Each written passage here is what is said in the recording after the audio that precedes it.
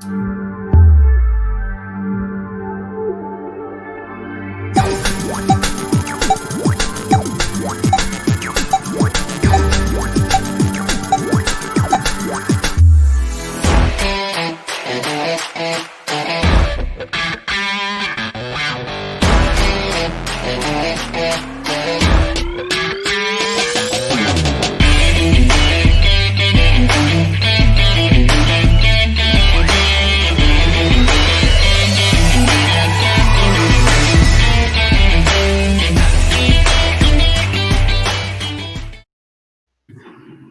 everybody. So welcome to Reels and Heels. He'll be back. I don't know what happened. On this week's episode, we're going to talk about famous canines. So we're going to talk about puppies. Yay, doggies. Where are you? Where are you? I'll be right there. It's usually me that joins the broadcast late, so I don't know what to do. So, what's your favorite dog TV show or movie? There are so many of them, and I'm a sap. So if the dog is in any way, shape, or form homeless, hurt, or dies, I'm a mess. Well, okay, yeah. Old Yeller, definitely a very sad movie at the end. One of my favorite movies, though, the original Homeward Bound. The Incredible Journey. Yeah. That was one of my favorites. And then as far as cartoons was concerned, I was an All Dogs Go to Heaven girl. Like, yes. I watched the heck out of that movie for so long. And I cried every time. I was like, yes, all dogs go to heaven. And it makes me feel better. Because, by that time, we'd always had a dog. So many of our dogs were hopefully in heaven. I hope. I'm sure they were because they were good dogs. But it was just, I don't know. Most of my life has been framed by dog movies, I suppose. Oh, so Lassie, there's Rin Tin Tin. Yep. And of course, Canada had our own version of Lassie called Littlest Hobo. Oh, that's so cute. We had Benji too. Like, I think Benji was like our time period. And then of course, like they did the remake of Homeward Bound. I think that was when we were still kids. Yeah. With Michael J. Fox. Sally Field as Chance, and Sally Field as Sassy. Yeah. I don't remember who Shadow was. I cannot remember the actor's name. It was an older actor. Peter, was it Peter Fonda? I don't know why Peter is in my head, but I'm not 100% sure, but we'll have to look it up at some point. I'll look that up. But yeah, the original, of course, was called Incredible Journey. Yeah. And then Homeward Bound. Homeward Bound became, I don't know, was that the second one? I don't remember. That's the name of the Incredible Journey Homeward Bound. Yeah. Right? And then they made the sequel to the remake, Lost in San Francisco. I read the book. The book tore me up. I also read Sounder. I don't know if they ever made Sounder into a movie, but that one was good too. 1993. So we were I was like 13. I was still rather impressionable. It was still like one of those very emotional movies, but thank you, Kyle. Don Amici? Don. I'm not 100% sure. Amici. I believe that's how you pronounce it.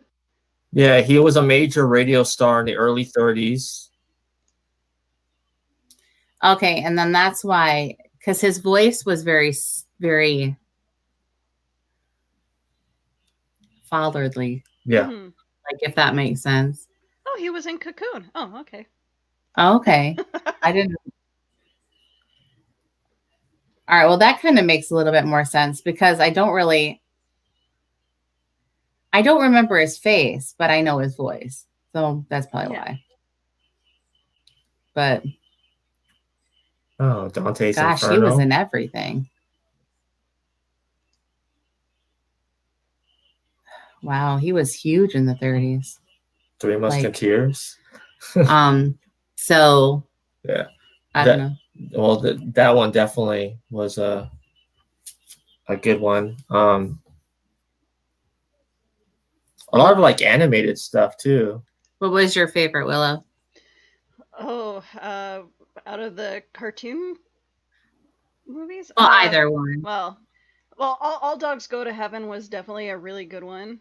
You know, they tried doing a sequel of that movie and it wasn't as good, but no, you know what? I think I was gonna say that first film, the dynamic between Burt Reynolds and Dom DeLuise. I think it sold the movie really, really well. I think like I mean, because they've worked together with Cannonball Run, so well, and they were like staples of the 80s too. So I think it was really probably because we were growing up watching the movies. We probably, you know, when we heard it in a cartoon, it was that much more. Yeah. Although I'm sure we weren't supposed to watch the movies that they were in. Probably not when we were 7. You know what? I really, at that time, I don't think it really mattered what, like, parents taking kids to movies. I don't think it really mattered at that time. Now it's like people are like, "Oh, what's the rating on this? I can't take my kids to see any violent movies." And I'm just like, the first movie that I remember watching in theaters was Basic Instinct. Oh my god. That movie was later, a little bit later for me, but I was, I don't know, how old was I when that movie came out? I don't even know. But I definitely didn't see it in the theaters. But I don't know. Both of the kids have watched. I mean, they've watched stuff, and it's never been a thing. But there's like thinking back, like when it comes to like the Canine movies, though. I mean, like we've had Old Yeller, and you know that movie will always be one of those most emotional movies. Well, the book too, like that's just a classic book. That's a book that's still popular today. Well, and I think that it was also one of Disney's first live action movies back in the 50s, 60s, maybe. I'm not 100% sure. Old Yeller. So, because my mom remembers watching it because it was right around the same time as My Friend Flicka and 1957. Stuff like that.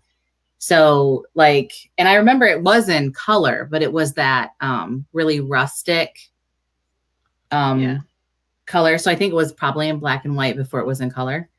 But it was really one of those like turning point movies. And then I mean, we've got a lot of really awesome comments in here. So geez, Greg knew that Don Amici was. We didn't have the comments on. We're paying attention. So are we talking about like right now, you know, what was kind of like our favorites? Yeah. Being an 80s baby, I'd have to say the Tom Hanks movie Turner and Hooch. Oh my God, yes. I love that movie. I love that movie so much. But also, I thought Canine with Jim Belushi. Jim Belushi was another good one. I enjoyed all of the Benji movies a lot. Benji, yes. But lots of people had brought up the idea of horror movies, and so like when we were talking about Cujo and well, there's Man's Best Friend. Man's Best Friend, and so when you think about, like, I was thinking about that as like, you know, we kind of felt bad for Cujo. Like he wasn't really the villain. He wasn't. You know, he wasn't the villain. He couldn't help what happened to him, and he couldn't help for why he was that way. So it just kind of the fact that they portrayed like a Saint Bernard dog as like the most vicious dog, and like Saint Bernards are like the most friendliest dog. And in one of my foster homes, we had a Saint Bernard, and he was like the kindest thing ever. He farted a lot, but the biggest, cuddliest, like. You know, but like he was a villain, but he wasn't really a villain. You know, it was like he didn't know what was happening to him. He was scared. Because that's what rabies does. It drives you crazy and makes you nuts. But I never saw Man's Best Friend because I'm one of those people. Like, I'm a dog lover. So if it had a dog in it, I was a little freaked out. Although I do like werewolf movies, which does make a lot of sense, I guess. But well, he was a science project. It was a dog. Like, oh, there's Jerome. There's Jerome. He had to go get his phone fixed. Hi. Hey, Jerome. Hey, bye. Willow, Nicole, how are you two ladies? Good. Hey, look How at are you? You're in a different setting. Hey, he's in a different spot. I am, because we had to move the child out of her room for school because she couldn't concentrate and she was constantly playing with toys during class. Oh. And she skipped a class. Uh-oh. Yeah, she's already learning how to skip class. Too young. 7. Yeah, so we had to move to the kitchen. But we have a new phone. Yay. You know, kind of pricey, but pretty. The other one last night was so hot I was worried it was going to explode. Yeah. That's kind of scary. Yeah. So that's why it was since I live and die by my phone nowadays, I needed a new one. So yeah. So Willow, I heard you got new stuff, new technology. Look at how pretty it is. Wait a minute. What's that? Willow, I got to stare at your chest for a second here. What's it say? Is that a Supergirl? Yes, it is. My wife's name is Kara. Okay. So we got lots of we have art from like I got a George Perez piece that of Supergirl. I love George Perez. Oh, you and I got to talk later. Okay, I got stories. I was his handler at a convention. Okay. Oh wow! You probably got stories. Yeah. Hey, listen, guys. I've been doing comics since the '60s, and I've been going to shows since '82. So I do have stories. I'm sure you do. Like when Comic Cons were Comic Cons, not pop culture cons. Exactly. Yeah. And when Comic Cons didn't exist. Yeah, they were in like a library at the basement, and or when comic book stores didn't exist either. You got them off the rack at the local store. Yeah, that's so weird. At your pharmacy and stuff. Uh-huh. I don't know. My whole life there's been a comic book store, so I don't know. Oh, you young whippersnappers. So to catch you up, Jerome, everybody was just kind of talking about like their favorite dog movies or TV shows growing up, and so we were just talking about like how even in the horror genre with like Cujo, and then there was a movie in the 90s called Man's Best Friend. Yep, I know that one too. In Big Chicken. And Man's Best Friend, the lead actor was from Alien. Lance, I can never pronounce his last name. Yeah, I know who you mean. I know who you mean. Herkinson, I think is how he you was say his last name. He was also in the show Millennium. Yeah. Yep. And he was also in the vampire film Near Dark. Mm-hmm. Oh, Wasn't Bill Paxton in that also, Near Dark? Yeah. Yeah, Bill Paxton was. Oh, he was also in the Aliens film. Yeah. So what dog film or TV show is your favorite? Well, when I was a kid, this goes back to the 60s and the 70s. In the 60s, it was lots of reruns of the black and white version of Lassie. Little Timmy's caught in the well, Yeah. So little Timmy's caught in the well. Okay, let's cover up the well.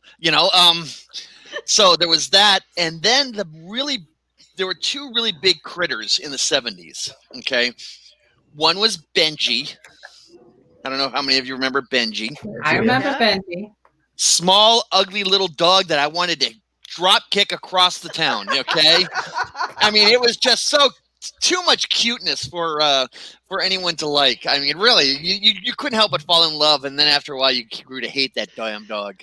And then there was my personal favorite was Morris the cat, and I'm not a cat person.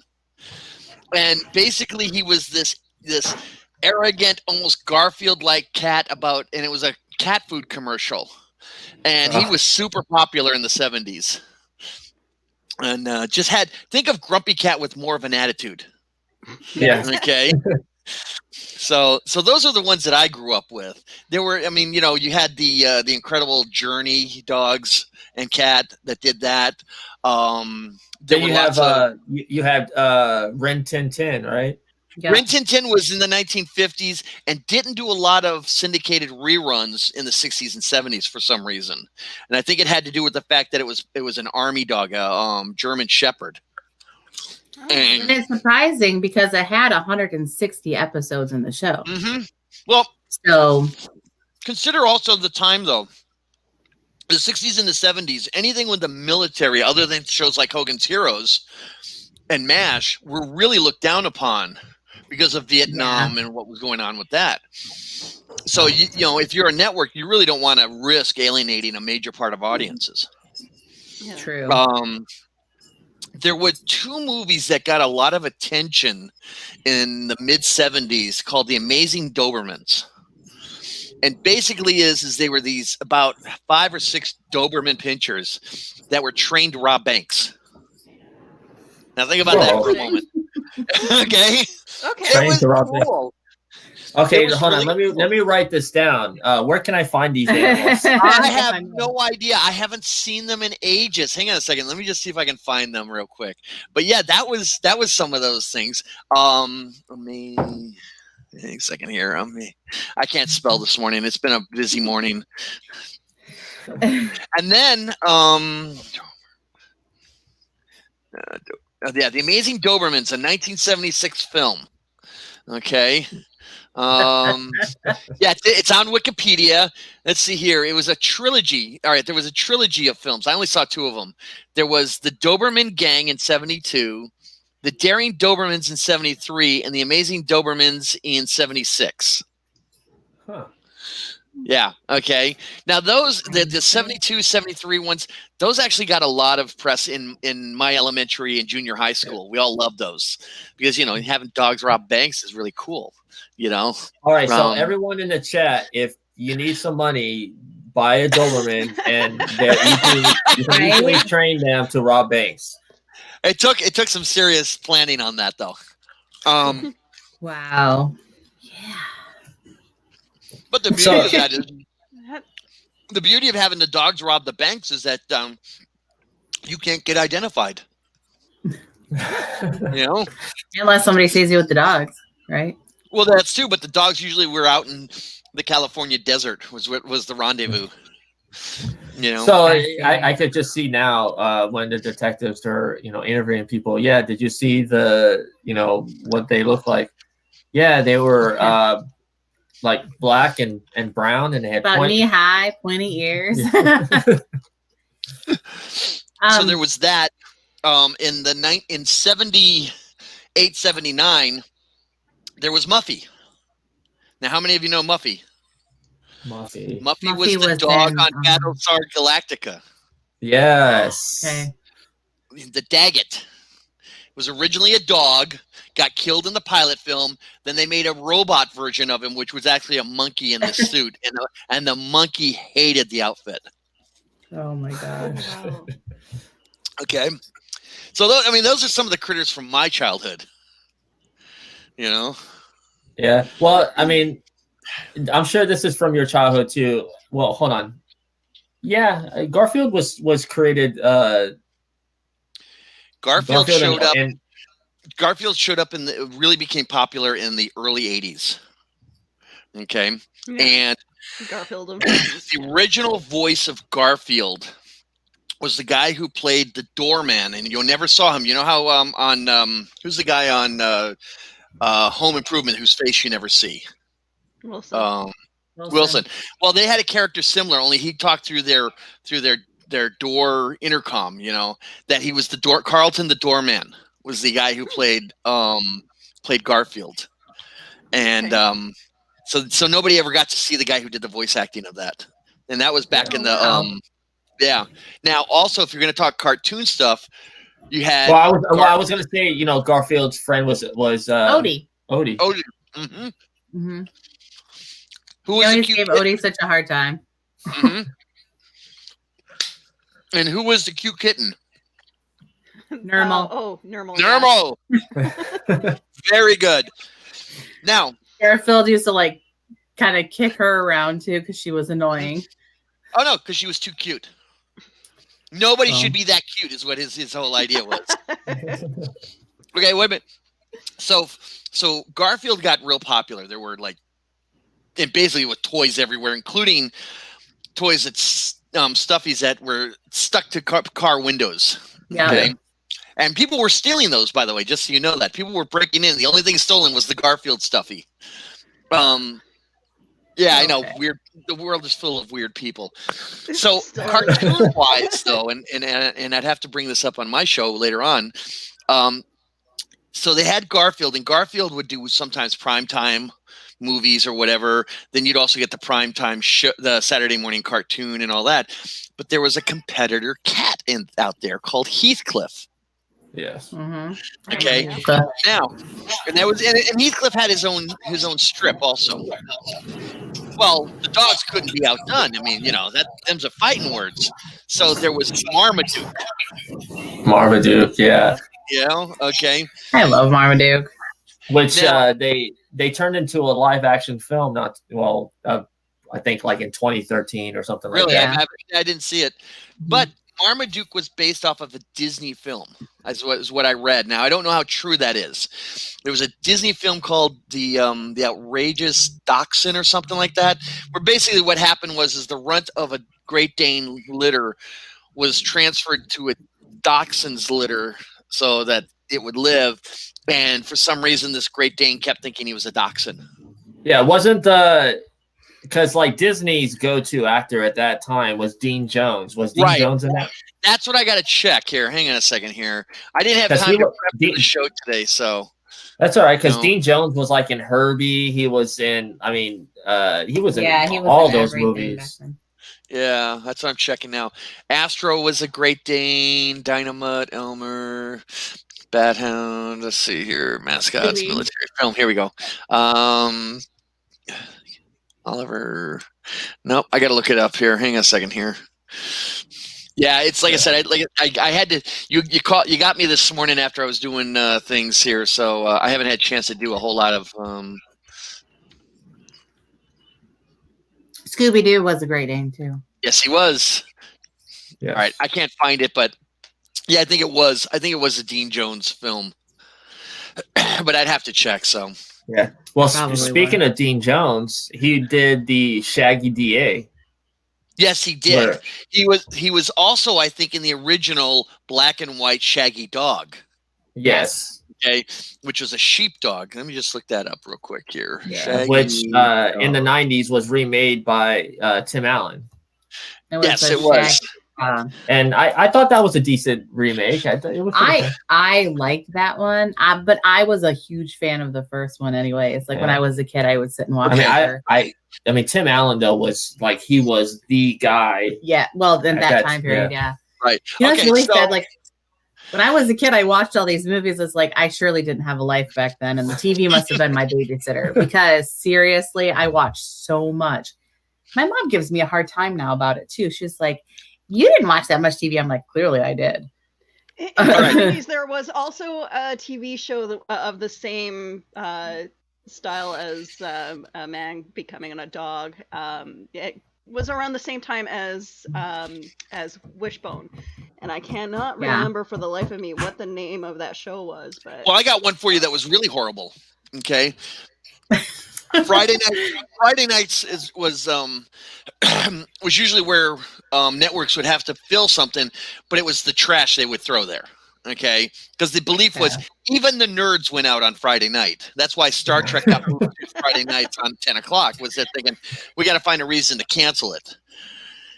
There was a TV show called Manimal, where this guy could turn into a different animal. And he fought crime. Yeah. It was horrid. Yeah. It was horrid. There's actually a lot of memes of Manimal. I never saw it. But speaking of Friday nights, like when we were growing up, Friday night TGIF was Comet on Full House. Okay. So like Comet was was a secondary character, but he spent a lot of time following Michelle around, and a lot of time. And every time like they were like doing something that they shouldn't be doing, they would like pan the camera to him, and like if he was human, he'd be like, they're not gonna do that, are they? It's like, what's wrong with these people? Like, same thing with Married with Children. They had I know what you're talking about. Yeah, and they killed him off. He was a real shaggy. Yeah, shaggy dog too. They killed him off too. And then they brought him back in reincarnation. His name was Buck. Yes. Yeah, Buck. And he was a mutt also, but they killed him off. And then in that same episode, they had him reincarnated as the new dog of that family. He was going, "I'm being punished." Which, if you really think about it, I could see how that would be punishment.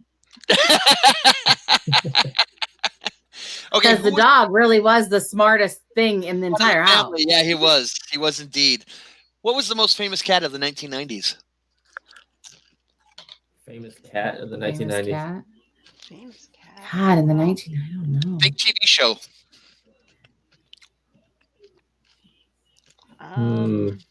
Think witches. Salem. Salem. Oh, Derp. Yeah. Okay. I watched every episode of that show. And let's be honest, Salem was the real reason people watched that show. You know? Dude, because he was snarky and he was mean, and he always had a scam going. You know? Yeah. He was always trying to take over the world, you know.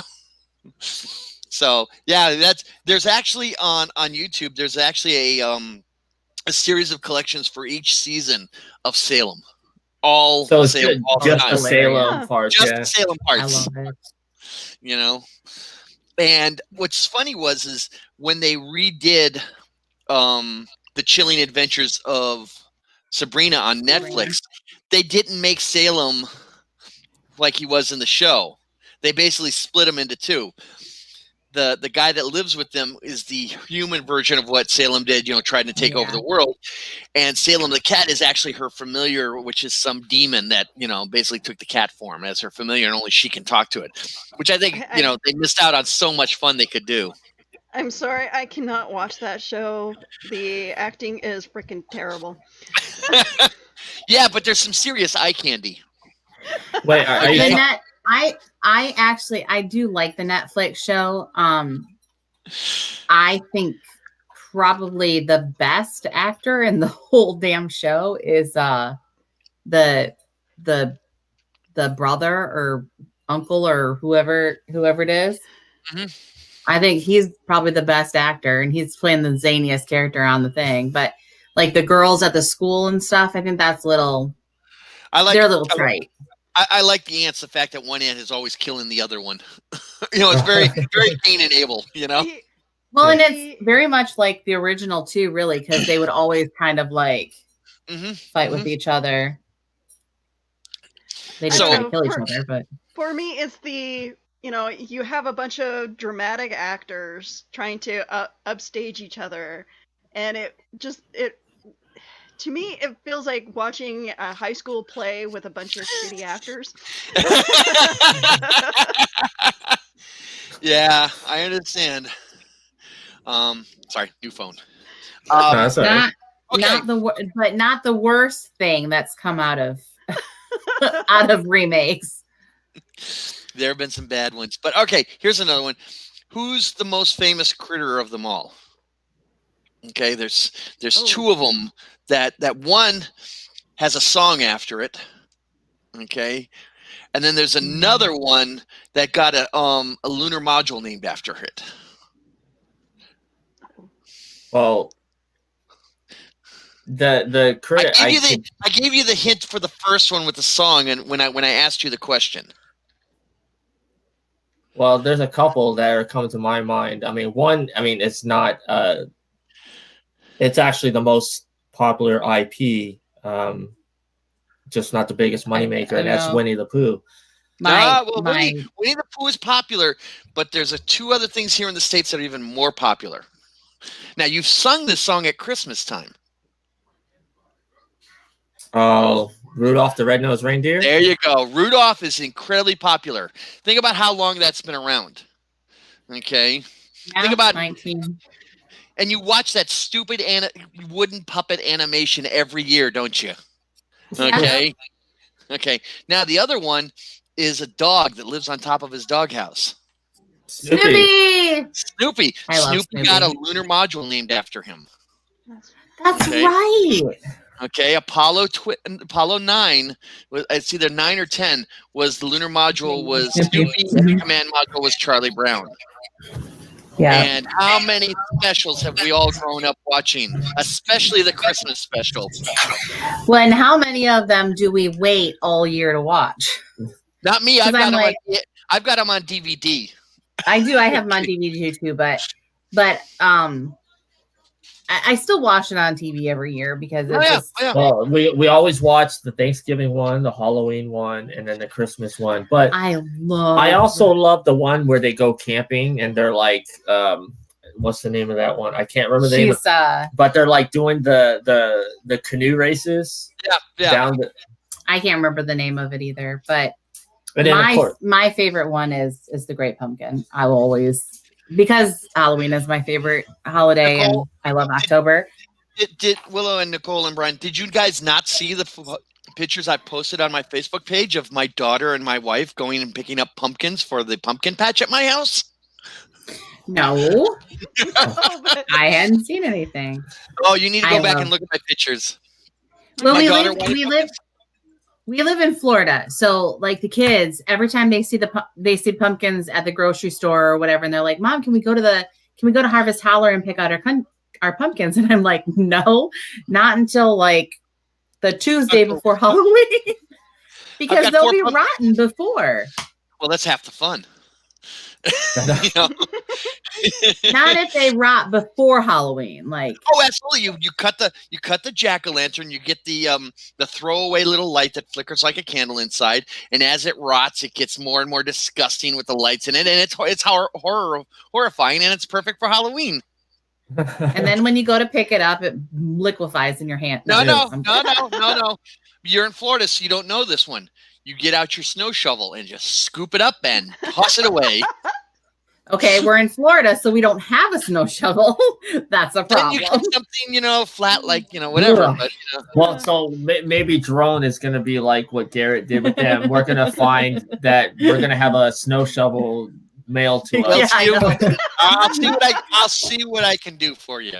Oh my gosh. Yeah. Well, here's your pumpkin picker-upper. You know this trick. You're in Canada.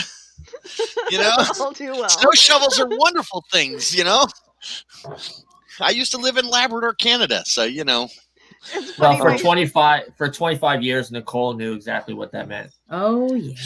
What were you going to say? My sister moved to Vancouver a couple of years ago, and when she moved to Vancouver, she's like, she wrote on her page, she goes, "Does anybody have a shovel that I can borrow?" I'm like, so wait a minute, you moved to a different province and you completely forget that we get winter?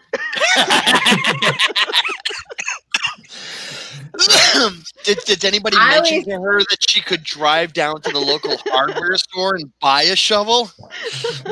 I always laugh when my kids are like, "Miss, it's so cold outside." I'm like, "It's 62. Oh, please. It's so cold." I'm like, "Has the snot in your nose frozen yet? Because until it has, you don't know what cold is." It was snot in your nose can freeze? It was 46 degrees this morning going outside, and I was outside in my bare feet. Okay. That's nothing. Like that's shorts weather in Michigan. Oh yeah. I go out in my bare feet in the snow. Okay. I blame people like Willow and the years that I lived in Canada who caused me to do that. But okay, here's another animal. Okay.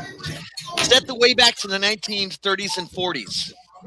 There were two popular cereals that had two popular horses in them.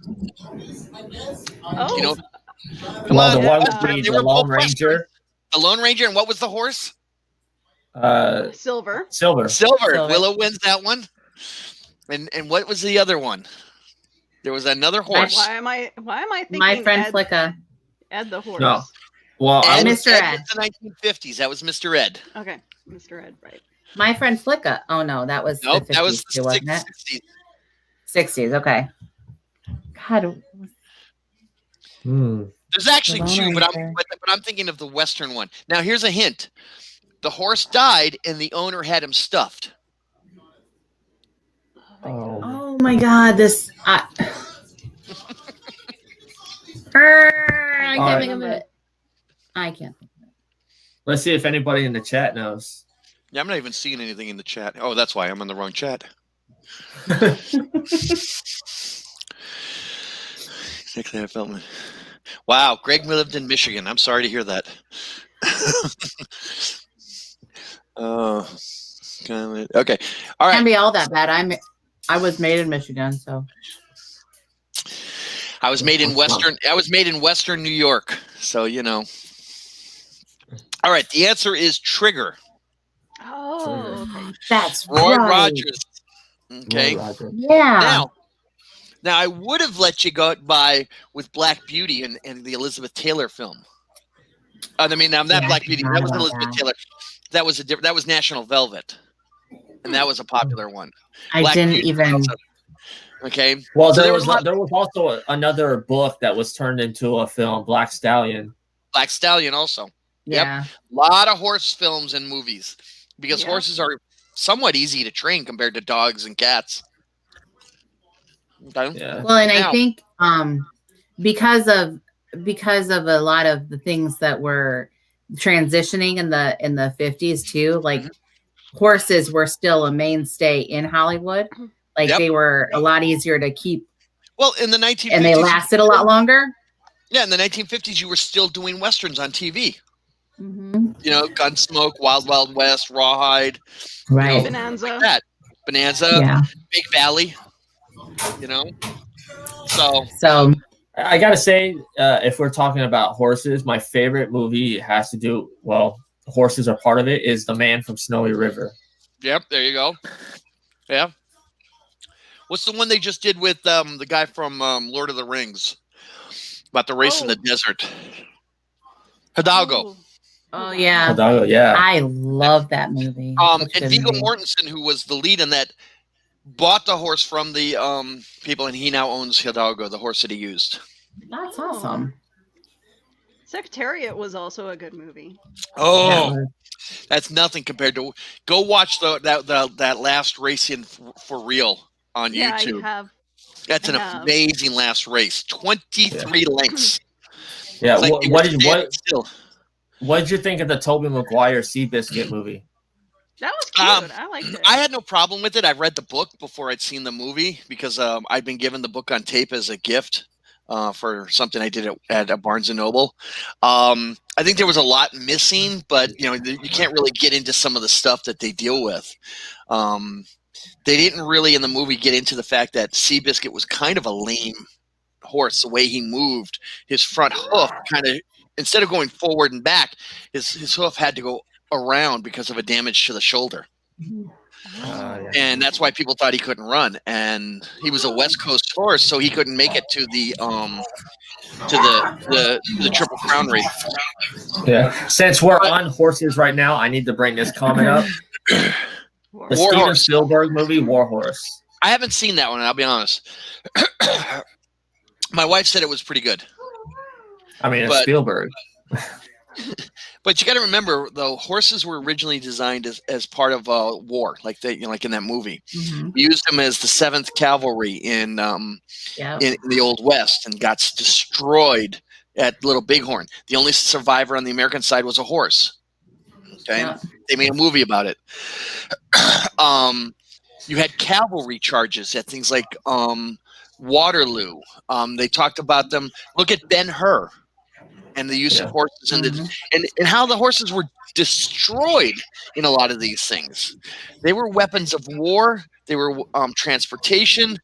You took care of them, but people didn't look at them as anything more than just, say, like your car. Right. You know? Occasionally you'd hear people say, oh, I love this horse or whatever. But in most cases, the people were like, yeah, I'll sell you that horse for X number of dollars. I'll buy that one over there. Yeah. And that was the thing about horses. They were a tool for all intents and purposes. Right. Now, here's an interesting thing that I remember from my history, from my high school history. Horses are not native to North America. Okay, the wild horses you see are descended from the conquistadors.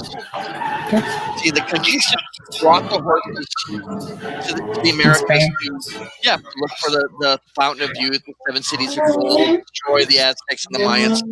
Guess what? Some of those guys died, and their horses ran free along with other horses that were brought over. And lo and behold, one male Italian meat, buy each other drinks, and things happen, and you get lots of little horses. Yeah. And that's how you get wild horses here in the States. It's funny though that a lot of times most people don't realize that a lot of the animals that we have as pets never started as pets, right, and that they didn't start even here. Yes, because dogs are the same way. That when people were looking at the genetics of dogs, that they had found that there were two different groups of wolves. One that stayed in Europe, and then one that crossed the land bridge from Europe to the Americas. So all of North America. So most of the animals that are here, though, are not really native to here at all in general, right?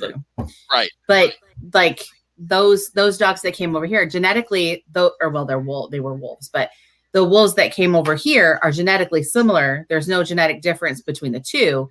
It's just that some wolves moved closer to humans because they understood how it was easier. Well, if you watched the last series, not this current season, but the last season of Cosmos with Neil deGrasse Tyson, he talks about the domestication of wolves. And basically it came down to, you know what? If I go to these humans and take care of them, they're going to feed me, which makes my life a whole hell of a lot easier than trying to hunt. And humans realized that it was necessary to have something on their side that could protect them from what was out in the dark. Well, this is funny. It was much, much worse than wolves. This is when we can talk about White Fang. There you go. But Alpha, it was a relatively new movie called Alpha. Was a movie about a boy who was separated from his tribe when he was attacked by a buffalo. Yeah. And he has to reset his leg, and he goes through this arduous journey to get back home. And the wolf, first he is going to kill the wolf, but then realizes that if he can save it, and they can go easier together. Okay. And so they both kind of rehabilitate each other. And that's kind of where that's the story of the origin of this bond that we have with dogs. I think that's a huge part of our lives, and the transition of how close we were to animals and our protection. Because yes, we were afraid of other people out in the, when we were living as tribal nomads and stuff, but it was really what was out there in the dark. There were things much worse than a wolf. And if you had a wolf on your side, chances are you would fare better. The worst things than a wolf out in the dark is another human. Okay. You think about it. Okay. Yeah. But the beauty of that is, there are tons of dogs and wolf stories out there. Jack Wilde's Call of the Wild. Jack London. Thank you. They did that. There was White Fang, and he did another number of books like that. Mm-hmm. What's the dog that did the? There's a statue of him. There's a statue. I was going to say the other movie that was a book was Iron Will. Yep. Yeah. Yep. But there's a statue of this dog in New York City in Central Park. Basically, he was the lead dog in a dog sled that got some medicine to a town. This is where the Iditarod race came from. Balto. There you go. Balto. So we got critters all over our culture. Back in the 70s, there was a cop show called Beretta. Mm-hmm. And people went out and bought cockatoos because the cockatoo was the pet of Beretta's pet. Little did they know that cockatoos have a tendency to poop anywhere they want to. They're loud, they're noisy. You know, a lot of cockatoos were let free out in California. Okay, and Yeah. I'm not a bird fan. I really don't like birds. well, birds were very and there's a bird that's stuffed in the London War Museum and was given the Victorian Cross. Uh-huh. Was messenger pigeons. Yep. Oh, interesting. Okay, you get a little piece of paper about that long. You write something in code, wrap it up with its leg, and you'd let it go, and it would fly back to its home in London. Mm-hmm. Okay, Pigeons are very smart. A lot of people don't realize that. Oh, birds are hugely smart. Pigeons and crows, because they just did a study on crows that said that crows actually can remember faces. Yes. Here's the thing, though, is that I don't know if any of you three have been to London. Okay, in Trafalgar Square, tons and tons of pigeons. You know, you're not supposed to feed them, but there's vendors around with bird seeds, so you can feed the pigeons, and they'll stand on you. And you really don't want them to let the pigeons stand on you because they will poop on you. Okay, Yeah. but pigeons had congregated in different areas of London, and thanks to the poop of pigeons, that creates potassium nitrate, and potassium nitrate is an ingredient of gunpowder. And without that potassium nitrate, England could not have made gunpowder for their ships and beat the things like the Armada and the Nelson's armies and all that. So again, birds, animals came to be important to our society. Well, there we go. We just got a history lesson from Jerome Connor. Well, Jerome Connor loves the Age of Sail, so When I was in Italy, we went to St. Mark's Basilica, and the pigeons in St. Mark's are the same way. That you're really not supposed to, because pigeons are considered in Italy very dirty birds, and because they eat anything, and you're really not supposed to feed them, but like tourists go there and they let the pigeons, like there's pictures of me where the pigeons are landing all over the place, and we're feeding them because we're tourists, and that's what we do. I mean, the Vatican right there. I mean, well, I didn't go to Rome, but we were in St. Mark's Basilica. But I think that we don't realize how important animals are and how they reflect on our lives just in general. Yeah. I mean, okay, so here's another one. Okay. So we all know about coal mines. Okay. Yeah. And, people didn't understand about the air quality and all that. So they would take little canaries in little tiny cages down into the coal mine. And if that damn bird fell over dead, people would run out of that mine faster than you could shake a stick. And and for years, and they kept doing that right up until the 1980s. People would still bring canaries down there into coal mines. Yeah. And so, I mean, you talk about that, but if we get back to the media side of it, things like TVs and shows, I mean, to this day, we still have shows with animals and movies, like you were saying, like War Horse and all that. Yeah. The horror side, I don't know how much, I mean, we all know Cujo, but I don't know what other horrors, I mean, Pet Sematary was pretty scary. Yeah. Yeah. But again, another Stephen King one. I think that man needs some serious psychiatric help, But what other critters were there in horror? When Brian was talking about the man's best friend dog. Yeah, which was a Rottweiler. Which makes sense, but at the same time I think that was right around the time that I gave Rottweilers a bad name too. But it always seems to be the big dogs, like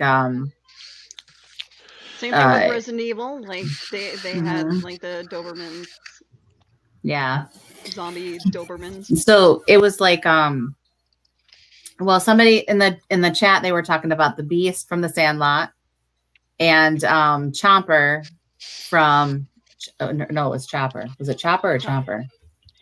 From Stand By Me? Yeah. Which you never saw the dog. Yeah. You heard the dog. Well, okay. Well, in Stand By Me, you did see the dog because the dog tried to chase him over the fence. And I've seen that movie 800 times probably. but in the Beast in the Sandlot, you only ever saw him like Didn't you ever only see saw like his shadow.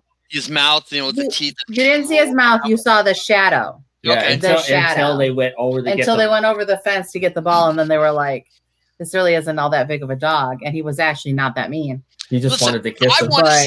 I want to see a horror movie where the horrible, scary dog is a Chihuahua. Okay, I'm sure it exists. Because to me, the Chihuahuas, those little, the purse dogs, like what Paris Hilton used to have. Yeah. Those dogs are scarier because they're harder to hit. Okay, the They're big dogs mean, are targets. too. They are. All right, so if there's any producers from Asylum, you guys make the Sharknado movies and all that. Make a killer Chihuahua movie. A killer Chihuahua movie. Mm-hmm. No, that wouldn't be scary, right? Well, no, Yes, I remember. He says what he said was Chopper get him, but what I heard was Chopper stick ball. Mm-hmm. Yeah. I love that movie. To this day, it is probably one of my favorites. So when we were talking about older stuff, I can't believe Jerome didn't bring this up. Petey from the Little Rascals. Petey from the Little Rascals. Petey from the Little Rascals was a Rottweiler, and no, he was a pit bull. You're right, he was a pit bull. That's right. But pit bulls and Rottweilers in Hollywood back in the day were sort of interchangeable. Yeah. Or, which is kind of really stupid because they were big dogs. They were big working dogs. Oh, absolutely, absolutely. But I'm trying to think what else. Yeah, the Little Rascals. Yeah, go ahead. I was going to say there's two famous dogs, the RCA dog and then the mascot for Target. Yeah. Which I think is the same dog. It's not the same dog. It's not the same dog. No, because the dog from RCA is a Jack Russell, and the dog from Target is a bull terrier. A bull terrier. Okay. I don't know why I did that. I just remembered a good scary Chihuahua thing. Okay. And you're gonna laugh at this one. How many of you remember the Chihuahua for Taco Bell? Like Taco Bell. and when he's trying to when they did the tie-in to that American disaster Godzilla film, remember that? And Godzilla, and he's got a little box with the stick, and there's a couple of tacos, and he goes, "Here, lizard, lizard, lizard." That's a dog with balls. Okay, you got to give him that. Oh my god. Well, when we're talking about Chihuahuas, now Willa's going to go running off and having to see if she can find those commercials. That dog died recently. I know those. So he died recently.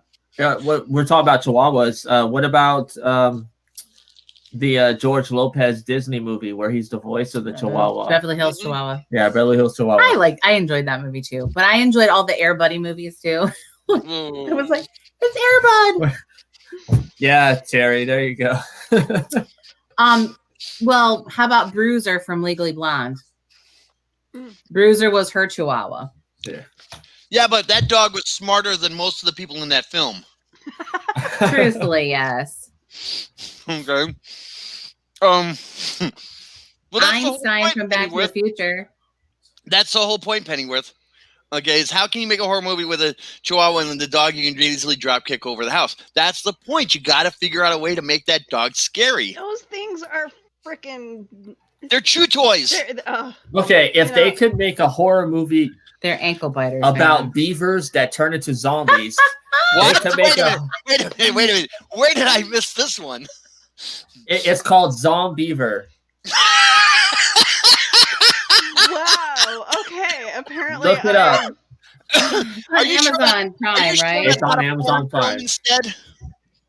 Are you sure that's not a porn film with a title like that? No, because when it started, I'm like, Brian, what the hell are you putting on TV? Because the boys were still awake, and he's like, just watch it. And the kids are like, Mom, why are the beavers zombies? And I'm like, I don't know. And I did. I sat on the chair and I watched it in horror. I'm like, why is this like 2 hours of my life I can't get back, but I keep on watching it? It's actually pretty funny. But it was it was hilarious. It really was. It was funny. How dare they take a Canadian icon and make it into a zombie? Oh man. So Oh. we know Jerome's going to be Googling this. Oh, you bet I am. I am indeed. Okay. Just look at the poster. The poster is worth it alone. You know, I went and tried to watch Night of the Demons, and I couldn't get past about the first 10 minutes. Okay. Oh, but Yeah, it was so good. Once you got into it, it was so good. Oh my God. It was, I'm watching it going, dead, dead, dead. You know, it was such a cliche. But okay, so they made a zombie Deep Beaver film. Oh my God, that's okay. I got one great for you, starring a Michael Caine film. Okay, back in the 70s, they did killer bee films, and they did this one called The Swarm. That one I think is available on YouTube. You got to go find it. It's cheese. It's 1970s cheese all the way through. Okay, well, I can one up you. What about the movie with Bill Shatner about the tarantulas? I believe it was called that was Kingdom of the Spiders, but I can one up even that one. Okay, Phase 5, which was about ants. And I'm not talking army ants, which there were plenty of army ants, African plantation and fighting the army ants. But this one, at the ending, had this bizarre 70s acidy trip showing you the future once the ants and the humans, combined and took over the world. Oh. Okay. Okay. Can we get back to dogs because the bugs are kind of It was, but Brian and I are trying to one up each other on this, You guys are going to have to talk bugs in movies some other time. You lost me with tarantulas and Kingdom of the Spider, and I was done. Nope, we're done. Nope. If I see a spider any size bigger than the ones that should be alive, then my house is getting burned down. And I'm the one with the flamethrower. Nicole, you and my wife would get along on that one because she's the same thing. She's got the flamethrower ready. They should not be big.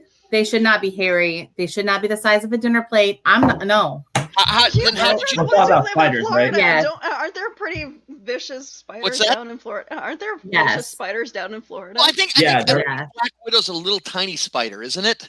They are tiny spiders, and so are brown recluse, really. But I just don't like any of them. We do have big spiders. This is why you come live in the north, because the winter gets rid of the big ugly spiders. You have lots of because they come back in the summer. My best friend's mom. They can't grow fast enough. If they get big. Oh, they don't get that big. That's right. That's why you can stomp on them. Okay. How did you do with Lord of the Rings in Sheba? Yeah. I didn't do very well. It has 8 legs. I'm not sold on it. I feel the same way about squid and octopus too. So 8-legged freaks and arachnophobia were not your favorite films. And I'm gonna tell you right now, arachnophobia is why I'm an arachnophobe. Same with my wife. Same thing.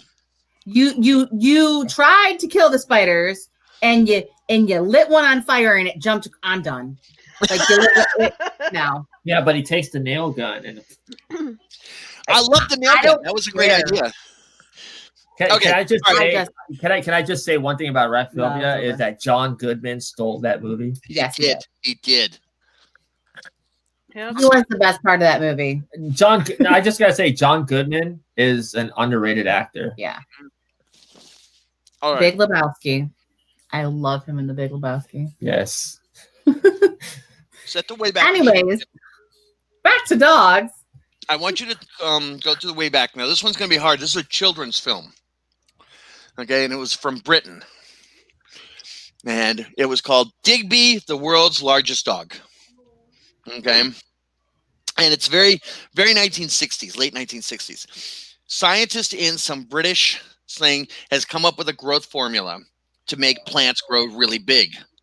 And so the scientist brings home this chemical to put on his roses so he will win the village contest for the roses. Well, you're pseudo-British, being Canadian. You know what they're like over there. Instead, because it looks like milk, because it's got that same consistency, somebody puts it down for the dog, the sheepdog who drinks it. He puts it up, pours a little more on. on the plate. The scientist comes up, grabs it, dumps it onto the roses, and the dog begins to grow, basically Godzilla style. And then they pour some green soda pop like stuff down the dog, and the dog shrinks back down. But that was basically that movie. Okay, and then we, of course, for dogs, we have Clifford. Yeah. Clifford, which was, voiced by the late great John Ritter. John Ritter, yeah. Mm-hmm. So I love Clifford. So there's Oliver loves Clifford too. And I think Digby. I think you might be able to find Digby. Your boys might like Digby. It's very funny Probably. film. And speaking of Clifford, there's a brand new live action movie coming out next year. For Clifford? And yes, like an actual live action Clifford. I'm not sure if that could work. I believe the trailer is out. Oh, I got to look that one up. I'm super excited. But so Terry mentions Frank and Weenie, which I love this movie. The original and the newer one that they did. Clifford the Big Red Dog. There we go. But then we talk about dogs and horror. We what? Oh, yeah. Okay, we lost them. They're frozen up. Willow, you've been awfully quiet about all this. Sorry. No, I really do like the Clifford stories. Those are really cute. Yeah. There was another. Oops. Are they back? Yeah, we're back here. Penny with Brain from Inspector Gadget. Oh well, Brain is the smartest one in the entire group. Yeah.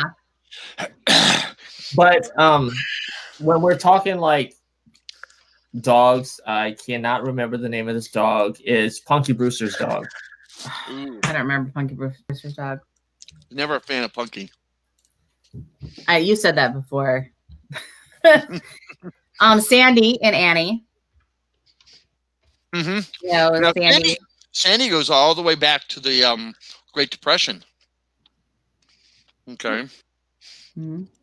Because that was when and it was it was Brandon the Wonder Dog was the Punky Brewster dog.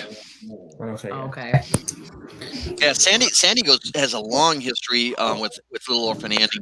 And again, smarter than Annie sometimes. Yeah.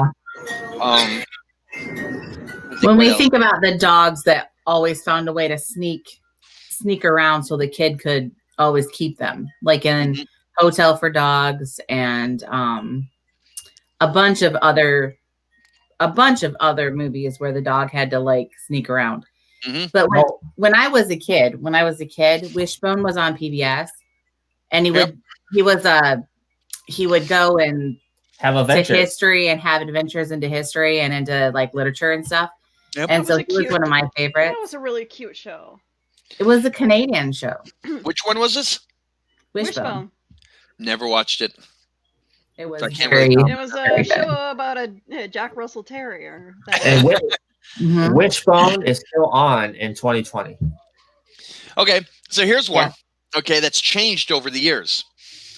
Originally, this dog was represented as a Jack Rush. It was a terrier also, but then in the 1990s they changed him into a golden retriever, and he's from another planet, and he wears a big S on his cape.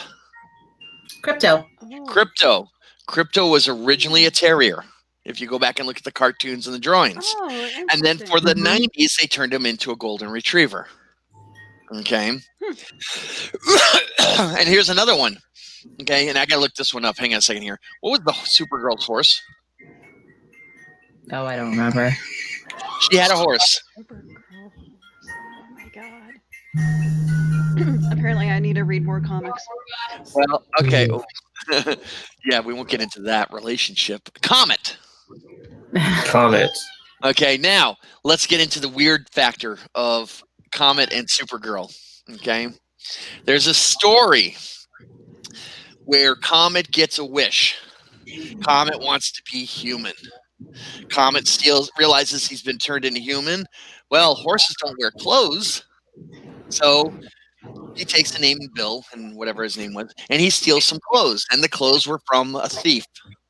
Okay, Over time, through the story, he develops a relationship with Supergirl, and it's implied that that relationship goes down certain paths. Police recognize the clothes. Comet in human form is running away and wishes back to be a horse. So you put the whole bizarro relationship into your mind, and then go have to have lots of drinks because of where that went. Okay, and this was the 1960s. Okay, Wow. and there's web pages that describe his relationship in that story and all that get really creepy and weird. Okay. And this is why we stay off drugs, kids. So Okay, there was also yeah, go ahead. Terry and Alfred, we did mention Old Yeller was like the first 3 minutes of the show. Like, now I'm gonna cry. It just, we both talked about how it just wrecked us, but I'm also a sap, so. And we talked about Snoopy also because Snoopy was the name of one of the lunar modules. Mm-hmm. Okay. And Snoopy is hugely popular and probably will never go away. And that's Snoopy is hugely popular overseas also. Yes. Okay, you'd be surprised at how popular it is. I've got a friend of mine who has an original Snoopy sketch. Oh, wow. Yeah, he's got a whole mess of other original pieces of artwork from the comic book world back in the 1960s and 70s. I have told him I'm going to either go rob his house or he has to put me in his will. You know? Well, this is what you need to do: is you need to go find some of those dogs. Yeah, and then they can rob the house and bring you back the sketch. There you go. Oh, no. 2 years ago, they moved to Arizona, so I don't know where their house is. But so we only partially talked about cartoon dogs, but so we did talk about All Dogs Go to Heaven, and the other one right around that same time period that I think were very influential for us as kids was Lady and the Tramp and Fox and the Hound. Yes. Lady and the Tramp goes back to the 60s. Yeah. And you can tell that by how because we were young. Yes. I hated those damn Siamese cats. Everybody hated those Siamese cats, but the song was so racist. Yes, it was. Oh my God. Yeah, Willow? Wow, yep. Okay. That's why Disney, when they did the live action for Disney Plus, they changed that scene. Uh-huh. Okay. Let's see here. And I do have to say that the live action Lady and the Tramp is not a bad film. It was actually it was really good. I enjoyed it, and I don't generally like anything that's live action. The most iconic scene is the spaghetti scene. Mm-hmm. And they did keep that in. They did. Right. Well, you have to. You can't do Lady and the Tramp without the spaghetti. You know, very important. No. You know,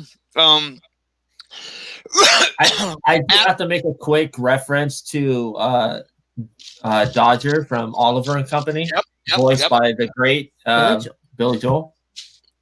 Really? I loved Oliver and Company, and that is not why Oliver's name is Oliver, but well, there's multiple reasons why Oliver's name is Oliver, but that I guess could be one. I don't know. Anyways, not the point. Well, I don't even know what I was going to say now. Shit. All right, I'm curious, Greg. What do you have against Lion King? Well, the live action one, the live action Lady and the Tramp was far superior to the live action Lion King. I really do. It really was. My opinion, but I mean, not saying that the newer Lion King was bad. It's just I just feel like there's some things that you shouldn't redo, and I feel like in and of its own entities, like the Broadway show is one thing, the animated movie, the animated Disney movie is a different thing, and those two things are separate, but when you make it live action or you remake it or whatever, it becomes something entirely different, and I didn't like it as much. One of Kara's cousins did the costume work on the Broadway one. Oh wow! Yeah, I've seen Simba's mask up close and personal because she got to take the original one home, and Wow, the detail is amazing. Somewhere in my house, I've got detailed photos of it. I do want to see the Broadway play at some point, just because of the beauty of it. I did see it, but not like on Broadway. Yeah. They were doing like beta testing of it. You see it at Disney? At Walt Disney World. Mm-hmm. Before. Okay. So we've got to talk about some of the other gorillas in the room. There's a certain ugly mouse that we have to talk about. You know, a duck, a dog. I'm not sure if he's a dog or not on the other one. I mean, we got to talk about the whole Disney crew. You know. Well, Goofy will always be my favorite character, though. Who will? Goofy will always be one of my favorite characters from Disney, though. You know, I loved in Stand By Me, they were debating whether or not Goofy was a dog or not. You know? He wears a hat and drives a car. My favorite, okay, so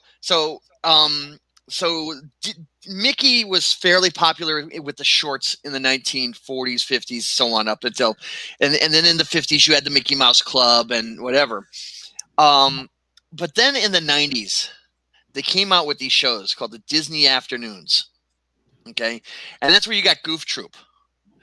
You got DuckTales, which everybody loves. I like the new DuckTales because I'm a David Tennant fan also. Okay. Yeah, both versions are good. I love DuckTales. I don't even care. I, however, am a Darkwing Duck fan. Yes. Okay. Very much so. I have an autographed photo from Jim Cummings, the voice of DW. Okay. But what's interesting is Disney's makes a lot of their cartoons with anamorphic critters instead of doing people, because they always seem to have a problem when they do people. Okay, they don't have a problem with that.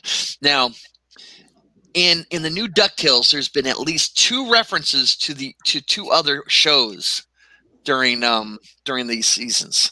They made a huge reference to Darkwing Duck because isn't Darkwing Duck a TV show on? It's a TV show, and Launchpad's got a little bobblehead in the plane of Darkwing Duck. Okay, and they were remaking the thing into a new movie, and there's a whole episode on it. Jim Cummings effectively just does it's an effective voice torch passing for the character, which is really nice. However, and this is the one you got to look for. Do you remember what was the one with the chipmunks? Chip and Dale, Rescue Rangers. They make a reference to Rescue Rangers in an episode of DuckTales with Rescue Rangers. The girl with the big wrench and the other 2 chipmunks and all that. They actually rescue Launchpad and one of the nephews in. Well, the other one, his name is Monterey Jack. Don't remember that one. He is the one that has like the accent. It's a really bad Canadian French accent. Oh, yeah. Okay, so we know that Goofy is used a lot. We also know that Mickey and all that. But of the big 4 or 5, who's the most used character of all time throughout the Disney films from the 70s on? You're gonna be surprised at this one. I was gonna say Pluto. No. No? Well, it would go on. Be either Goofy or Donald. Baloo. Oh. Baloo? He's used in Robin Hood. He's in the Jungle Book. He's in he's got a show where he's a pilot. Tailspin. This bear is all over the place. You know? So he's one of the most used characters of all time. Who was the voice of Baloo? It was a very famous person too. Oh, in which show? I gotta find that. Hang on a second here. It was the same voice that did it in Jungle Book and Robin Hood. I'm pretty sure. And then the person that did it in Tailspin, it was a sound alike, I think. Yeah, I'm looking here. Hang on a second here. Come Bill on. Harris. Who? Mel Harris? Bill Harris. Okay. Bill Harris. Yeah. Where are we at? Phil Harris, yeah. And let's see here. He went until 1995. He was Little John in Robin Hood. Let's Let's see what he's got here listing. Where's his filmography? Television.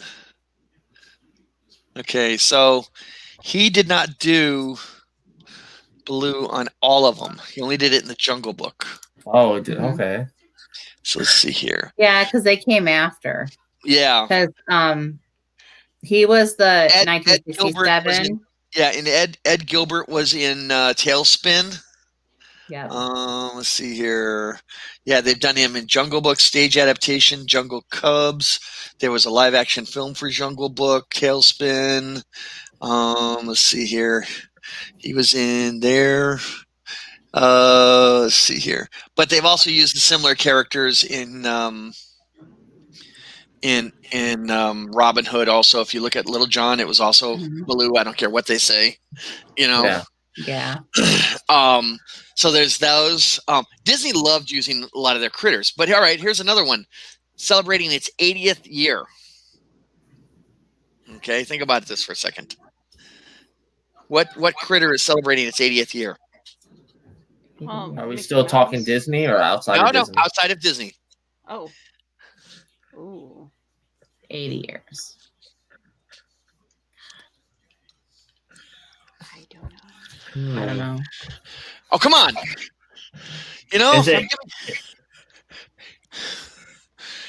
Is it a cartoon? Yes, it is. It's a famous character. You're going to hate yourself on this one. Probably. Yes. Yes, you're right, Terry. The sailor on Bedknobs and Broomsticks. Oh. Oh, yeah. Okay, that's the Baloo comment. But what's 80 years old? He looks fabulous for 80 years old. Terry is correct. Beat you guys. Bugs Bunny. Bugs Bunny. God, Bugs Bunny is 80 years old and only one gray hair. Ha. Okay, so hold on. what you did there. Thank Bugs you very much, Bunny, Nicole. Bugs Bunny and Batman are the same age? Yes. That is so crazy. 1940s, that whole 1938 to about 1941, huge creative time for some of the most popular stuff that we know. Okay. And think about this. Bugs was a series of short that were done in front of films that you would watch. Okay.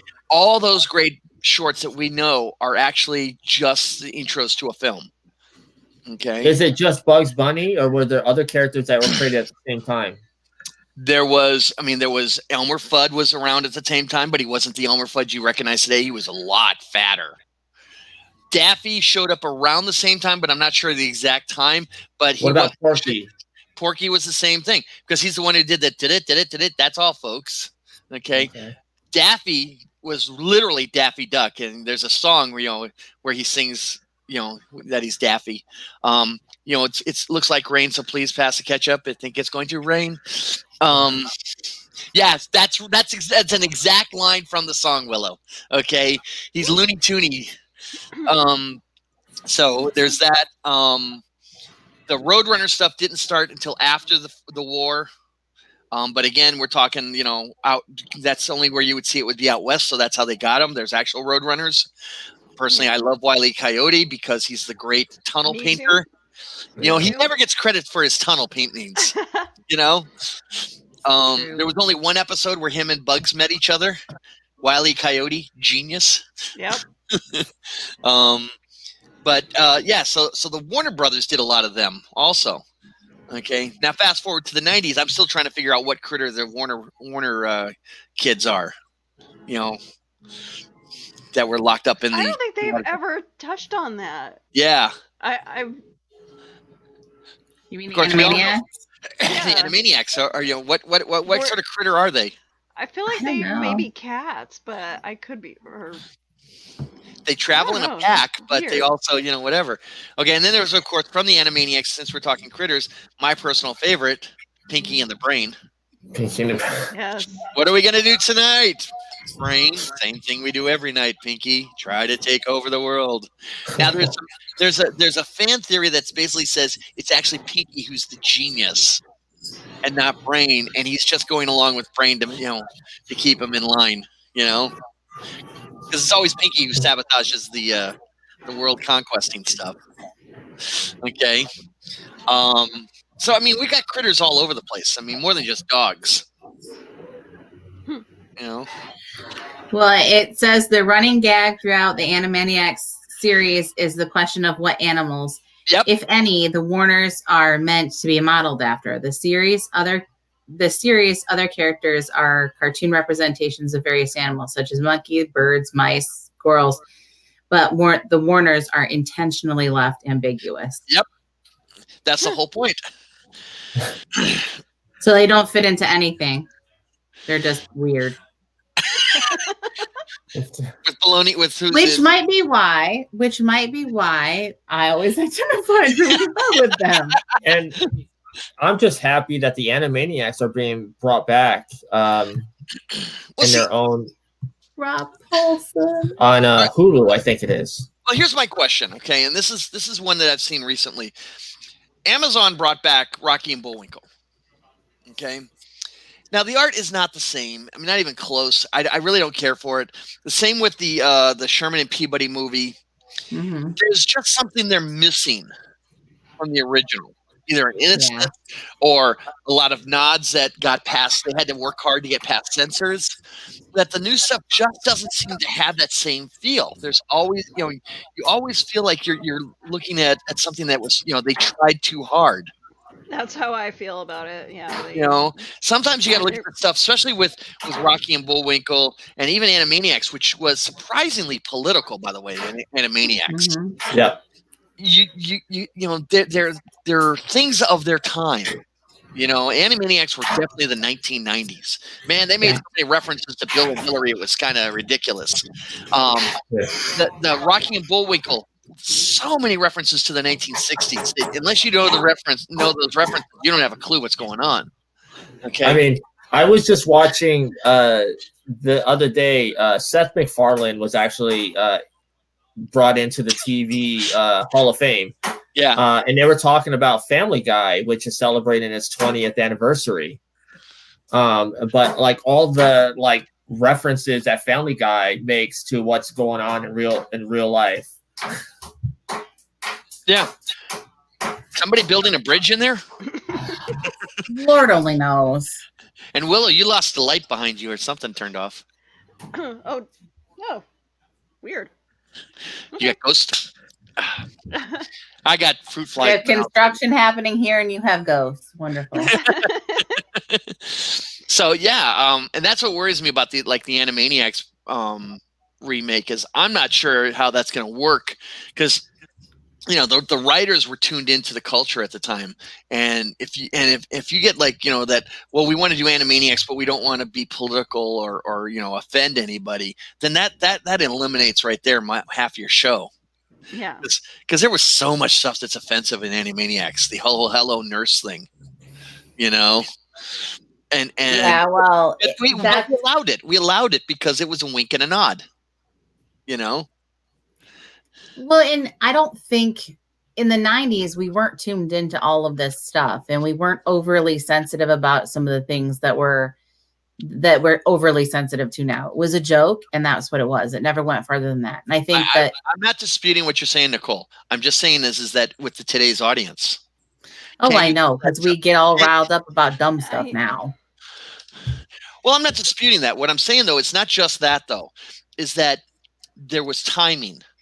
There was knowledge of what was going on, so you knew where to put the joke. Right. Okay. Yeah. All right. If you don't have the same type of people writing that type of stuff, I mean, the animation's easy enough to do. You can copy the animation, whatever, and granted, you're going to see some changes, but the writing comes down to telling a joke. And that's what these all are. They're big jokes. And where do you put the different elements to get the same feel? If you put, I understand what he's saying. Like the writers might not be in tune with what was going on back then. Like they're in tune with what's going on now. So like you have a lot of people that are safe, They're not in tune because they don't want to deal with the politics of today or the culture. They don't watch certain things that they were watching back then. Okay, let's say we're going to make a science fiction episode with Pinky and the Brain to take over the world, and we've done something similar back here. What worked here may not work here because of the change in the culture. But if your writers are in tune with the culture, they'll be able to, work it. If they're not in tune because, well, I don't pay attention to politics, I don't pay attention to popular stuff, then your jokes are not going to work. Yeah, they're going to fall flat. Exactly. And you see that in a lot of remakes. We don't want to offend. We don't want to be like the old one because we want our own, spin on it. And you see that with a lot of remakes. If you look at some of the remake films of, from other shows from back in the 60s, 70s, they try to make comedies, they fall flat. Okay. Yeah. But if you, with things like the Animaniacs, though, you've got a lot more leeway to play with. Right. You know what I'm saying? But that's not what we're here to talk about. We're here to talk about Critters again, which, So, I want to bring up this film because we were talking about Old Yeller. And if there's a movie that pulls at the heartstrings like Old Yeller that has come out in the last 10 years, A Dog's Purpose. Never seen it. Oh my God. I've got one that'll make you cry just as bad as Old Yeller, and it came out before Old Yeller. Which one? Bambi. Oh God. Oh, yeah. See, Willow's already crying. It was. Here, gotta wipe her tears. That was terrible. Willow, hold on a second. We're just going to take care of your tears for you. There you go. But yeah, I mean, come on. Bambi's mom dies right at the beginning. Well, and also in Fox and the Hound. I think, and I know our world was a different place back then, and I think that we were. I feel like we were the last tough generation. I feel like we were the last generation that could actually get ourselves together. I feel like we understood those things at a very young age. So we were all seeing Bambi, and we were all seeing The Fox and the Hound, and we were all seeing those movies that destroyed us. Can I just ask? I want to see if people know. Do you guys know who the big star that did one of the voices in Fox and the Hound? Ooh, I don't even know if I know that one. I don't remember. My wife was here. She'd tell you because she loved that. Well, let's just say that this person is considered, at the time was a heartthrob, and he was a Disney staple. Oh, really? That's interesting. Corey Feldman. Oh, wow. Yeah, but go before that. Who played Kurt Russell? Kurt Russell. Oh, Kurt. Yeah. And who played the Fox? Mickey Rooney was Todd. Mickey Rooney was a huge heartthrob in the 1940s with Judy Garland. Yeah. They made a whole mess of films together. Mm-hmm. She was his girlfriend. And there's some interesting films on there. Okay. But yeah, okay. So but with what you were talking about, about being tough with Bambi. Remember, Bambi came out just around the beginning of the Second World War. Yeah. Same with Dumbo. Oh. If that doesn't make you cry when the Dumbo's elephant, yeah. Okay, but again, I'm not sure you could make those films today. Have we touched on ever why Disney had such a thing against mothers? Let's see. They killed off the mothers. They had the stepmoms being evil. Yeah. I don't know, to be honest with you, Willow. That's a good point. You could write a thesis on that, I bet. Goofy raising his child without his wife. Right. Willow, yeah. I think you've got the entire starts of a doctoral thesis right there. The whole thing about Goofy and Max is people are bring up where is the mom, because they never mention the mom. Yeah. Is she dead, or did he divorce, or did they get divorced? I don't think they've ever really touched on that. I think they may have touched on it in an episode, but I think they made a reference to her passing away. But I'll have to go back and watch Goof Troop. Yeah, so I'm looking at it now. It's always one of those things, when somebody dies in those movies, because it's always a parent, and when the parent dies, because I'm a product of that, so it was always something as I watch it now, I still have flashbacks of that. Yeah. What I don't understand in Goof Troop, is how is Peggy married to Pete? Yeah, those are questions you really don't want asking. His opposites attract. I'm like, Pete's so mean. Well, they also had lots of that. I mean, if you look at Fred and Wilma, I mean, how did that marriage ever work? But wasn't that based on the Honeymooners? Yes. Well, that's and again, Fred was smart, and how the heck? Wilma was smart, and Fred was an idiot. Yeah. So anyway, but I mean, but my question is why does Disney always use animals? Is it that their animators can't draw people? Is it that they have a problem with people? I mean, Robin Hood. I think Walt Disney did answer this. I think because he was asked this many times. It's something about like the attraction to animals over people. I think that's why. I think in a lot of cases, when you use an animal or when you use something that's not, when essentially. Oh dear. Oh my god. I like Goofy. Leave him alone. That's not fair. Wait a minute. I have a question though. In Goof Troop, what's Goofy's job? I don't know. He always goes to work, but we never actually see what he does. That's my point. With him being so klutzy in the way he is, what sort of employment is he keeping? He's always walking out with a briefcase, which means he's a white-collar worker. So what sort of craziness is he doing? Lord only knows. Really. It cracks me up though, because like we always used to have these discussions about like what was he, a dog or whatever? He's a dog. Like he's a dog. But at the same time, why is Goofy more human than Pluto? I've got an answer for that.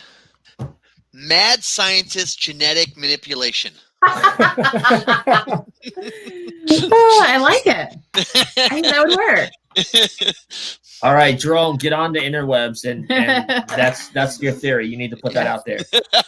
Some animals just become more self-aware. That's true. I like that. So what you're telling me, Willow, is that Goofy was at some Zen Buddhist temple meditating and just became aware.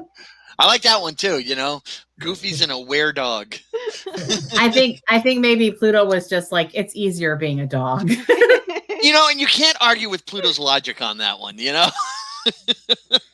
really can't. I mean, like, you have a lifelong friend in Mickey, things aren't so bad, he's got a decent doghouse. He gets 3 squids. He doesn't really have to do much. I mean, he even gets to watch the TV when he wants, when Mickey's at work. Yeah, that's not a bad gig, really. So Mickey's a trophy wife. So Pluto's a trophy wife. So I'm still kind of stuck on that Jerome hasn't seen A Dog's Purpose. Yeah, I don't know. Do you want to explain it without ruining it? I'll look it up. Essentially, A Dog's Purpose is that they have a reason for being there, and they're kind of linked to the person that they first have. So he finally realizes there's a link between the new dog that's coming into his life and the dog that left when he was younger. Okay. And so there's all those things that he came back for a reason, and that there's a dog's purpose really is to be there for its owner. Yeah, he comes back as different dogs, but he's always been really close to him. It was just that they both realized that maybe they met in another time. Like, so the dog could remember when he was a child, when that owner was a child, and he was just a different dog at that point. So it's kind of like the reincarnation of the dog. And the voice of the dog is Josh Gad. Okay.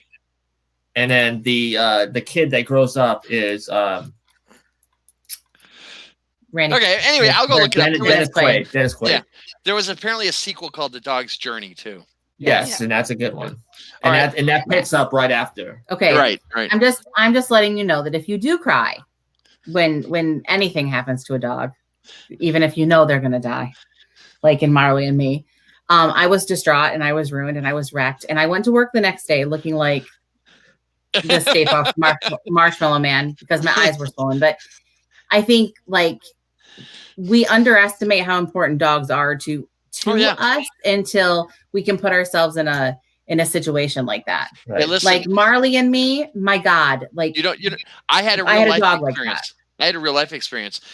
the night before my 16th birthday, my beloved Irish setter got out of the road and got killed on the road right in front of my house.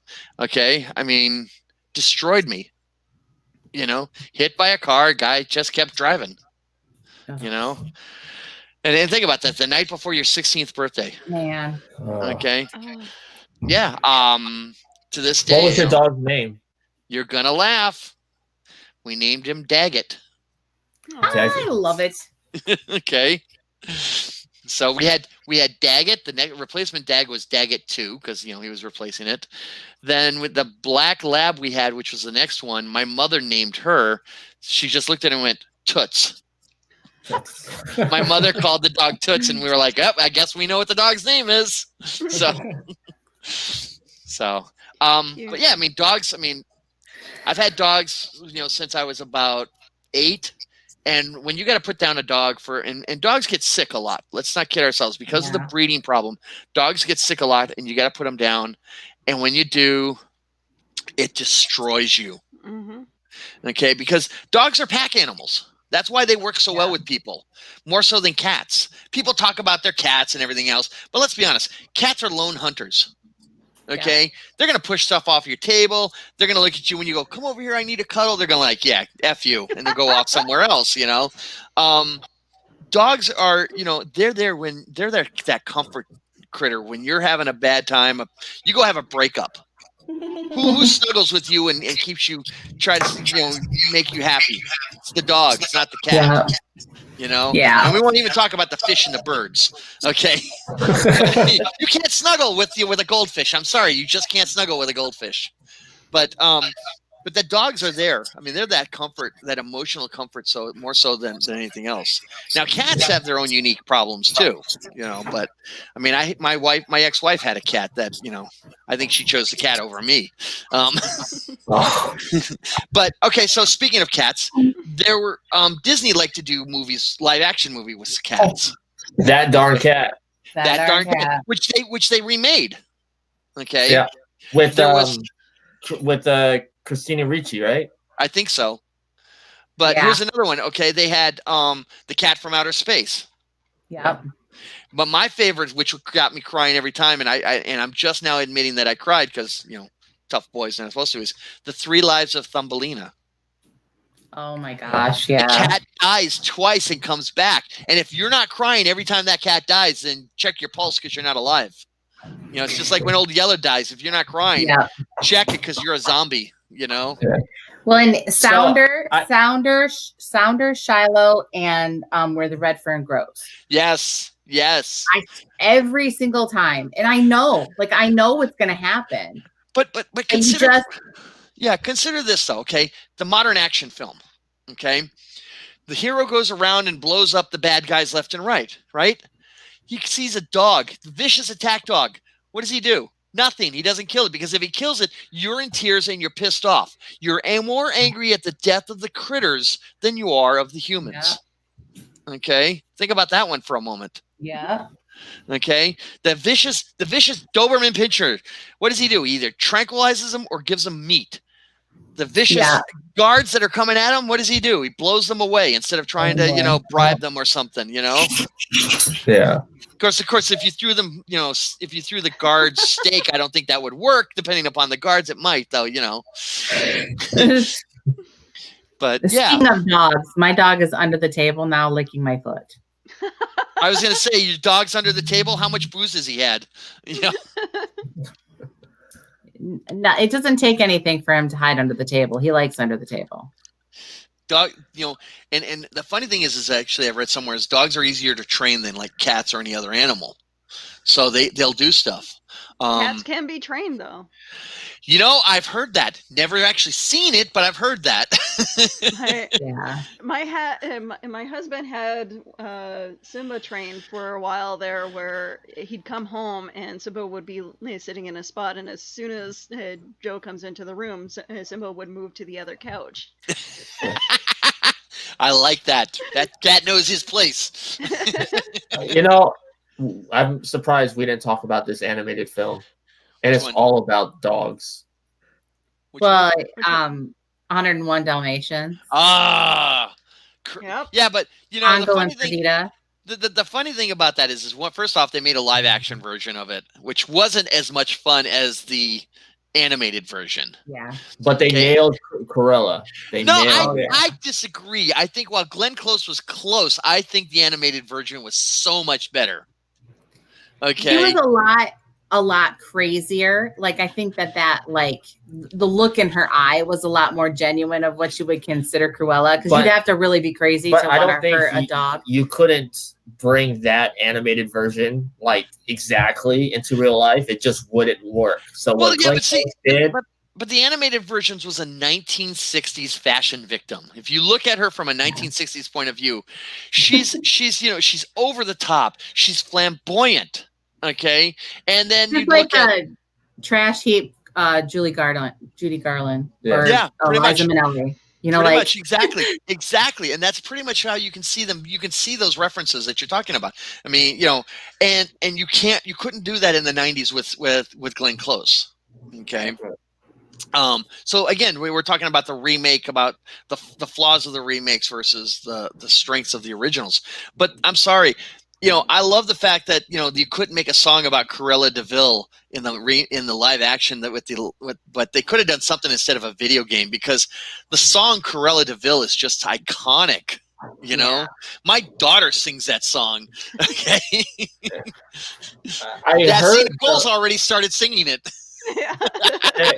They're actually doing a movie about Cruella with Emma Stone, and I heard that it's going to be really, really good. Like, Emma Stone is getting really into the character. Yeah. I love Emma Stone though, so yeah. See, Pennyworth agrees with me. But here's the thing about, I'll tell you, as a kid, when I saw that movie, 101 Dalmatians, my folks thought, oh, it's about dogs. Love it. I had nightmares about Cruella. Okay, but what was really cool about that movie also was that was the first time I'd ever seen somebody, take a branch and sweep away tire tracks, and because that's what the dogs did to get away. There was a lot of real strong things in that animated film. I mean, you had the Dog Network, where they were howling to communicate. You had the realization of the adoption of all these other dogs that, and they talk about adoption in a way that, you went through this horrible event with us. So now you're my brothers and sisters. And that was almost like a military war thing. We're related not by blood, but by a horrible event, and where we all almost died. Because the henchmen were supposed to kill those dogs the night they were escaping. And how were they going to kill them? They weren't going to euthanize them. They were going to bash their heads in. Yeah. And if that didn't get the thought of your puppy, not someone else's, but your puppy that got stolen, going to get their heads bashed in, that didn't give you nightmares after watching that film. Again, recheck your pulse. Yeah. Because that all again, that movie was very scary, but it was also a lot of fun. I mean, it was exactly what that movie is supposed to do. Cover a lot of emotions on that film with those dogs. And that's the thing about every Disney movie, not just their animated stuff, but everything Disney releases. There's always some kind of like message in there that they're trying to. There's a joy in watching most Disney movies as an adult too. Like, I'm going to disagree with you. Well, you might, but like as an adult, like when you watch certain things, like I very much enjoyed Frozen, but I enjoyed Frozen for a much different reason. Like the boys liked the fact that they could sing the song, and then there was Olaf, and it was comedy relief. But I enjoyed Frozen because I understood what it was like to be the outsider. Nicole, it is obvious to me you do not have a 7-year-old daughter. I do not. Okay. I have a 7-year-old daughter, and Frozen is practically on a loop around here. Okay. I can see how I would love it less. I mean, I understand. I understand what you're saying. You look at films and you look for something different than what. Well, and I think every time when we rewatch something, like when we love something as a child and then we rewatch it, there's some like little thing that still ties you into that love of the character when you were five. And that's pure emotion. Versus versus now. And I think that that's why when I watch anything, I kind of have a connection with the characters. The same when I read books. It's like, if I don't connect with the characters and I don't feel strongly about what's being told, then I don't really care about the show. It becomes very easy to throw it away and say, well, that's not worth my time. Right. It's interesting that you look at that. But I mean, you look at the Disney films, okay, the Disney films with all their animals, as you said, there's a stronger emotion because kids develop really strong relationships to animals. Okay, more so than adults. Adults, yes, we love our dogs, we love our cats, we love what other critter that we have in the house, but we don't have that same strong emotion with them, which is why they work really well in kids' films. Okay, and why we're talking about them today, and we're kind of going off the rails every so often about things. But those animals are really strong when we're kids. When you're 7 or 8 years old and you come home because the bully was mean to you, who gives you the love and support? Right. Unconditionally, not your parents. Your parents will love you for no matter what, but you're in your room crying and in comes the dog or the cat and gives you that cuddle and the world is all right again. Yeah. Okay. And or you're having an emotional relationship problem in your teenage years. Who do you talk to? You don't talk to your mom and your dad. They don't understand. You can't talk to your siblings because either the older ones are like going, everything will be okay, and they're condescending, and the littler ones don't understand, sex. Right. But who can you talk to? You can talk to the critter. Well, there's always that know? safety of the critter not talking to anybody else. Like, Well, your there's secret is that. always safe with that. So like all of the ones where the kid always gets in trouble, like when the kid gets in trouble and and then the dog either saw it or was part of it, and that's how they keep their, like, your secret is safe with them. Like, you don't have to worry about being judged. You don't have to worry about being told on. There's like that unwritten like law that says that the dog will always keep your secret or the cat will always keep your secret. Yeah. And that's the strength of those. But you look at those films and then you look at them as a kid and you go, I can relate to what's going on here because of me and my own relationship. You're not saying that subconsciously, emotionally, you're doing that because you haven't quite figured out the words to that. But when you go back and watch it as an adult, okay, and you go, okay, I still feel some of the emotion, but I can't watch it logically anymore because my logic is on. I need to come back a minute, guys. I'll be right back. Yeah, no Okay. Yeah, like going back though, like as an adult and watching some things, you do see it differently. Yeah. And then you take things differently. Like you can still be like, oh, that means something different to me now than it did when I was young. Well, and I always think about this when we talk about princess movies, like we talk about our girls being, warriors instead of princesses that need saving. But if you really think about it, like Frozen was the first one that changed that like dynamic. Yeah. And so, you didn't have the prince to come sweep you off your feet. You had your sister. And I think that was a much different dynamic. And then Moana came. And then, Moana pretty much saved herself. I mean, I think that is like an understanding of the way times have changed. But I think even when we watch Cinderella or we watch Sleeping Beauty or we watch any of that,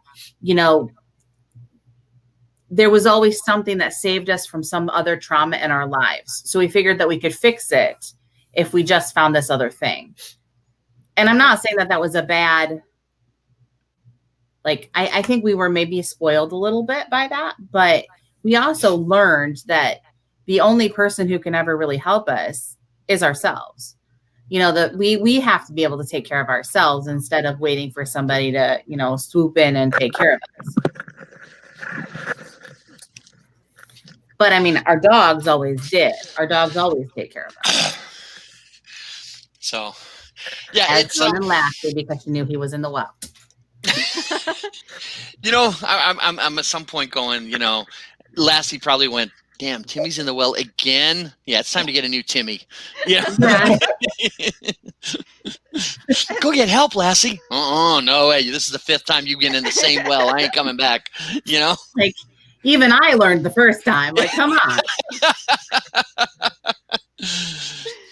Yeah, that was the 1950s, and that there was a huge amount of collies when Lassie was on. And the funny thing about collies, and most people, this is the problem, is that there are not a lot of dog underneath that hair. Yeah. All that hair, and when they shed, oh my God. It's like, get out the knitting needles, because you're gonna make a sweater with all that fur. Did you like the '94 Lassie movie that came out? I didn't even watch it. I didn't even know they made one. I remember they did Lassie. We made reference to it, I think, in our show last week, or Lassie at one point. But I never really saw the remakes from the 1990s. I know they did a remake in the 70s with Lassie, but it wasn't the same thing. If you look at they did a lot of TV movies, but this was an actual movie released in theaters in 1994. It was just called Lassie. Nope, would not have seen it for a variety of reasons. Mainly having to do with the beginning of my first marriage. Okay, so speaking of other dog movies that probably would send you to the tissue capital of the world was My Dog Skip. Okay. So My Dog Skip was about a little boy named Willie and his dog Skip. I figured the dog's name was Skip. Well, of course, but they were totally inseparable, and they did everything together. And he goes away to college, and Skip is left, to wait for him to come back. Oh, and like you always kind of see that, like, the dogs never live as long as we want them to, but sometimes they live in those time periods when we don't necessarily realize that they still are important parts of our lives, and that we kind of leave them alone. Yeah, I know exactly what you mean. Having done that, yeah. And the problem though is that those dogs, when you leave them alone for a while, they will forget who you are. Okay, I've had that happen personally. But I mean, it takes a day or so, and then they remember who you were, or they rehook up with you. Well, there's those stories, the real life stories of, like, when the owner passes away, and the dog is, like, the main one that I see a lot is the dog is there at the cemetery. Mm-hmm. Yeah, laying down on the grave and dies there. Yeah. There's that whole, can't get away from your dog. Well, there was the Hachi, the dog. Yeah, that they made into a movie with Richard Gere, but it was a book. And so Hachi would go back to the place where he where he was killed, and wait for him every day. And so, like, our dogs remember the social emotional things for us, but they don't know, they don't understand the other things, because they don't have the capacity for that. But I always think I'm always kind of a sucker for movies like that, and then I end up crying. But, like, you almost hope that if you were to die before your dog, because so often we're the ones putting our dogs down or laying our dogs to rest, that they would remember us, and we would be just as important to them as they were to us. I found this out. The house that you see behind me, I didn't buy. I inherited it. Okay. It's actually not even our family. It was the neighbor's house. We were friends with the neighbors for about 25 years. They had no family themselves, and the husband died, and then about 6 months later, the wife died. And then in the will, it said basically we had to put down the dogs as part of the inheritance and everything else. And when I was at the vets helping to do this, I found out, talking to them, is that a lot of people have this in the wills, is that the dogs have to be put down with them. Oh. I die, my dog has to go at the same time. I can't understand why that is. I mean, my thing would be find a home, don't, or basically you adopt them, and if you don't get the house type of thing, which I would have been fine with. But yeah, a lot of people have in their wills that the dog has to go down with them. Wow. It's surprising. Yeah. I don't think I could do that with my animals. Yeah, but Dingo's gonna crawl into the coffin with me if he's still here. He's just gonna crawl into the coffin with me, or he's Okay. gonna eat me. One or the other. Well, come I don't on, know. they did that in the X-Files, wasn't it? Where the salesman or somebody dies and the dog eats, and they make reference to that in Superman Returns. Yeah. Where there's two dogs, the owner dies, and they come back and they go, "Wasn't there two dogs here?" Okay. But yeah. And Gerald's game too. Yeah. Oh Very God, different. Gerald's game. That's that. I'm good. I don't need to have a repeat of that one. No. The whole idea. Well, there we go with Stephen King again. So Yeah. Again, I think he's doing this for therapy. Probably. well, he did say that a lot of the books he wrote, he did a lot of the white stuff. So Neil Gaiman told me some of the stuff he wrote for Sandman was to help him with his therapy also. So yeah, horror writers write a lot of stuff as therapy. That's why when you meet them, they're surprisingly well-adjusted people. Okay. That's why you never piss off a writer. Dave Carroll always says, "Don't piss me off, or I'll put you in my next book." Yeah. But yeah, I mean, if you look at, animals can go from horror to the most beloved things in the world, and anywhere in between. Yeah. And we put all sorts of emotions into them. Yeah. I got to give Pixar credit. They made a fish interesting. Yeah. This is true. What before Pixar? What was the most famous fish there was? Flipper. Well, he's not. Jaws. More famous than Really? Flipper. Yeah. Come on, everybody knows. Everybody knows that Flipper's damn not a Jaws, fish. that shark. Goldie Oh, and God. the Tom and Jerry cartoons, the fish. Well, did Garfield have a fish? But did not have the impact that Flipper or No. the shark and Jaws had. Come on, we're not making dolphin films anymore. We're making Sharknado and other shark films. Yeah. Okay, you're not hearing Porpoise NATO or Dolphinado or whatever. You're hearing Sharknado. Although technically, shark or dolphins can be just as Well, this is unruly. funny because then know we're that. gonna find out tomorrow. There's a dolphin horror movie coming out. I got one for you. I've got a Okay, dolphin. but it's like seeing Robin Williams as a serial killer. Like that's you're not creepy. supposed to see those. Like you're not supposed to see Robin Williams in 1 hour photo as Yeah, I know. as a serial killer. Seeing a dolphin as a killer that would ruin lives. Already did 1970s. A movie with George C. Scott called Day of the Dolphin. Oh Lord. Okay. Were they zombie dolphins? No, the dolphins were trained to put lipid mines on the president of the United States yacht. Oh my God. Huh. Yeah. Jesus. Yeah, you got to go watch that movie. Basically, it does not have a happy ending at all. No. Even the innocent humans at the end, it's not a happy film. Oh. Okay, and open your heart, you scratch your. All right, Pennyworth's got a sick sense of humor. Yes. Yeah. But yeah, like I said, just about every animal you can think of, they've done something with, for movies or TV shows, or even literature of some sort. I just read about velociraptors. They talked about these raptors that were basically migrating. This is a book from the 1990s that they based the raptors from Jurassic Parks off of. I think it's like Raptor Red or something like that.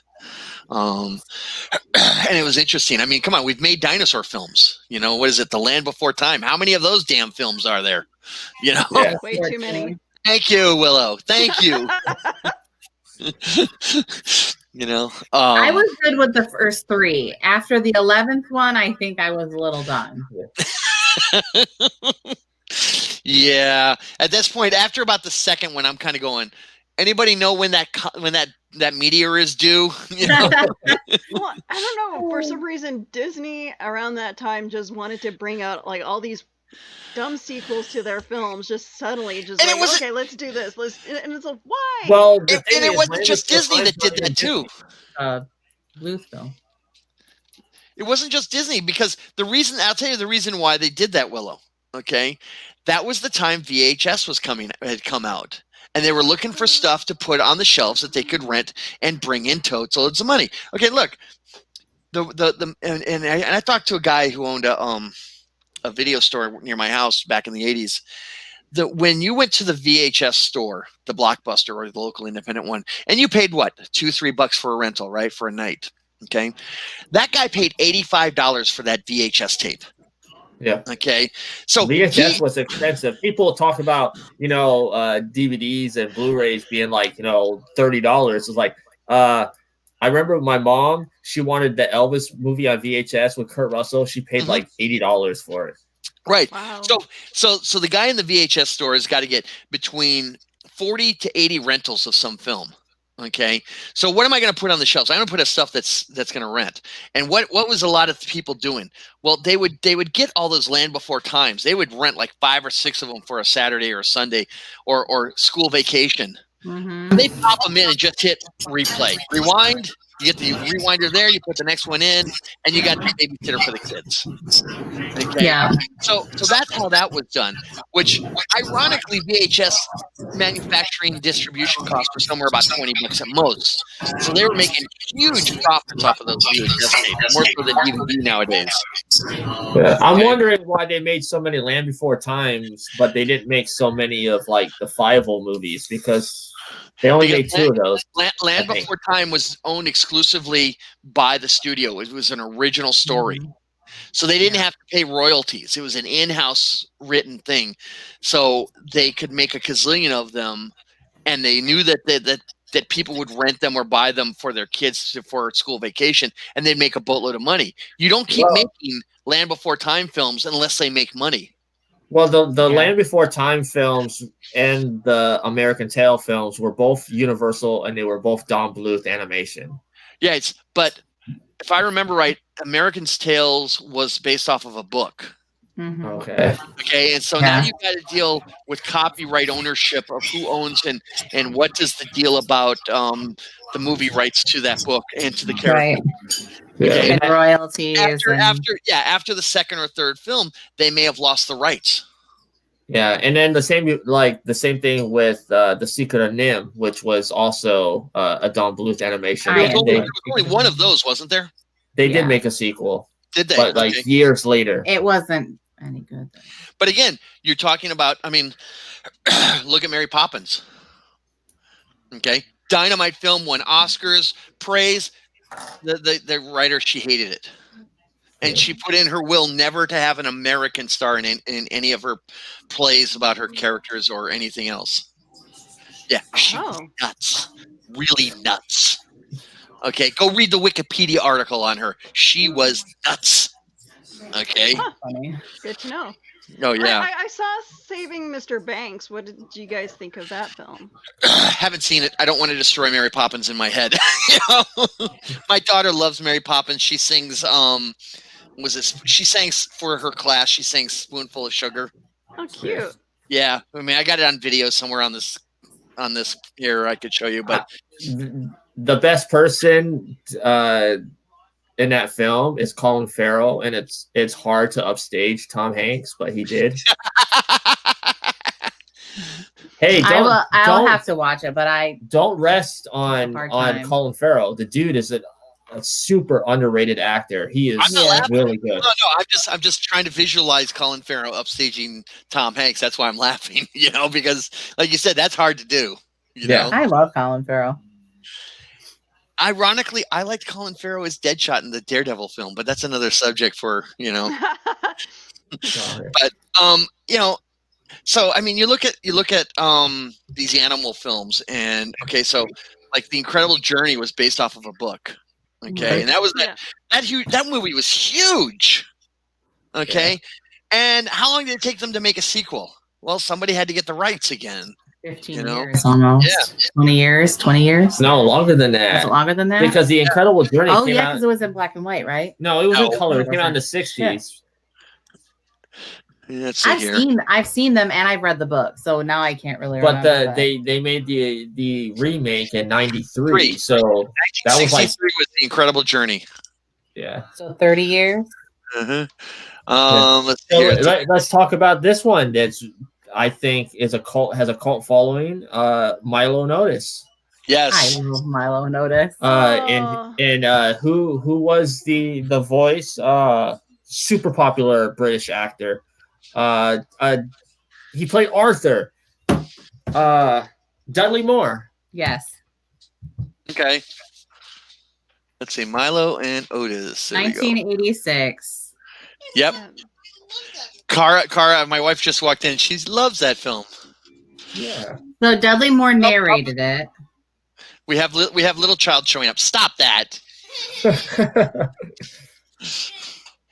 a minute. And lots of names that are associated with that I cannot even begin to say. Yes. Because they're Japanese. She got the lilac pink. Cara got her new phone. Lavender. Nice phone. There we go. Okay, Dingo, can you stop licking my foot? Are you sure we're not doing some sort of porn thing with a phrase like that? Yeah, I have a foot fetish, but he clearly does, because when I take my feet out of the shoes, he comes and licks my feet. He will lick between my toes, and I'm like, get off my feet. This is gross. They pay $19.99 for things like this. You know? What? So before we go off the air here, is there a certain Do you want to come say hi? critter film or cartoon that just pick one that you would recommend someone if they have not watched this? What would it be? We'll start with you, Willow. I don't know. Okay, I actually enjoyed the movie Cats and Dogs. Oh yes, That was fun. Dogs rock. It was cute. It was a really cute movie. Come on, dogs are Cats rule and dogs rule. Cats do not. All right. Rule. So Willow's recommending Cats and Dogs. What about you, Jerome? All right. See, this is the problem because I go back so far. You know, I have all these things, but I have to go with an animated critter film. Okay. And this one will bring tears to everyone's eyes. I got to recommend Charlotte's Web. Charlotte's Web. And not just the movie. You got to read the book also. Yes. Yeah, you got to read the book and watch the movie together because the two of them, they did such a good job on that movie, tied into the book with E.B. White did, that, you know, they complement each other very well. And in Charlotte's Web, boys can watch that too because there's some really cool boy stuff in there too. You know, it's not just girls, book. I read it when Bright turned 7. We read it together. And he said, Mom, I love this story because it's all about friendship. It's about growing up because, the pig has to realize that, people die and stuff like that. I mean, there's a lot of hard adult stuff that's in there, but it's also love. It also does show our connection with animals on how she wanted to save him, right? He was going. Well, he was the run of the litter, and her dad was gonna to kill him because he wasn't gonna amount to anything. I think Charlotte herself was the runt of the spiders because of the way they connected so well. It's almost like the two of them could identify with each other.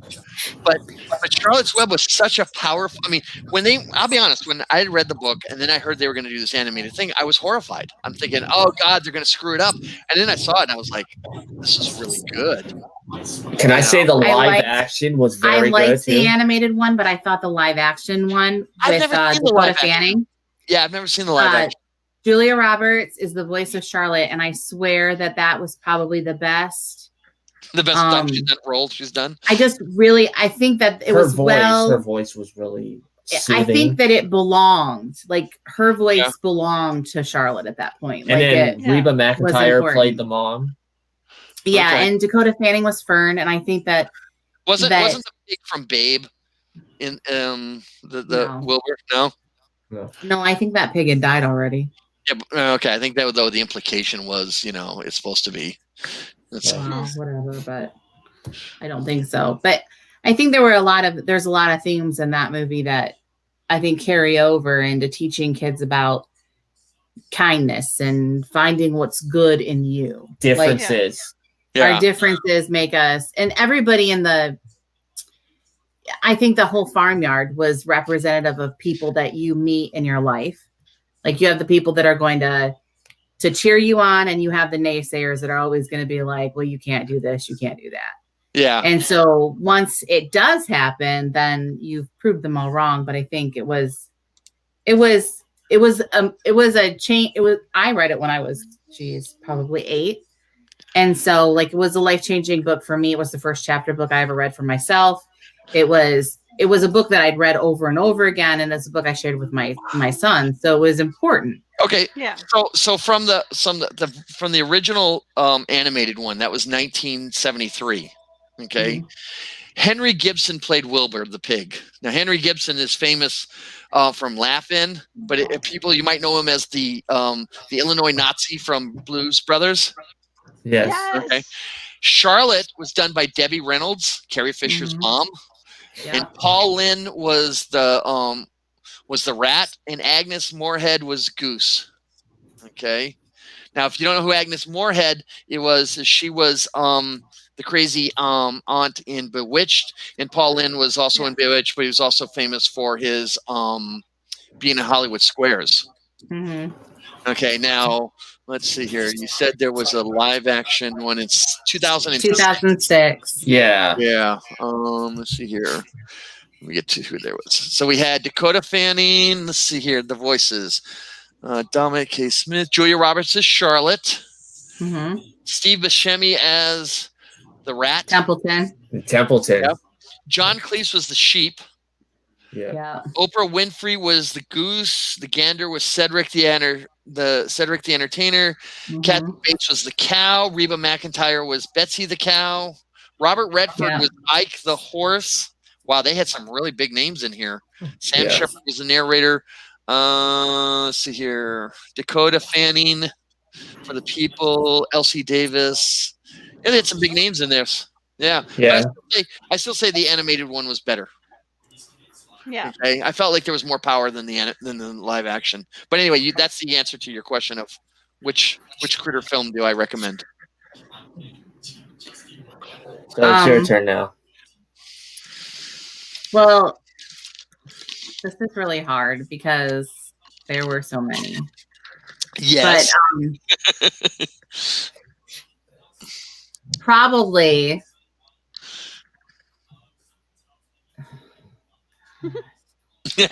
well, if I'm thinking like my childhood, like as a kid, like it would have been The Incredible Journey. So like hands down, The Incredible Journey. As an adult, I think my favorite animal movie now is Racing in the Rain.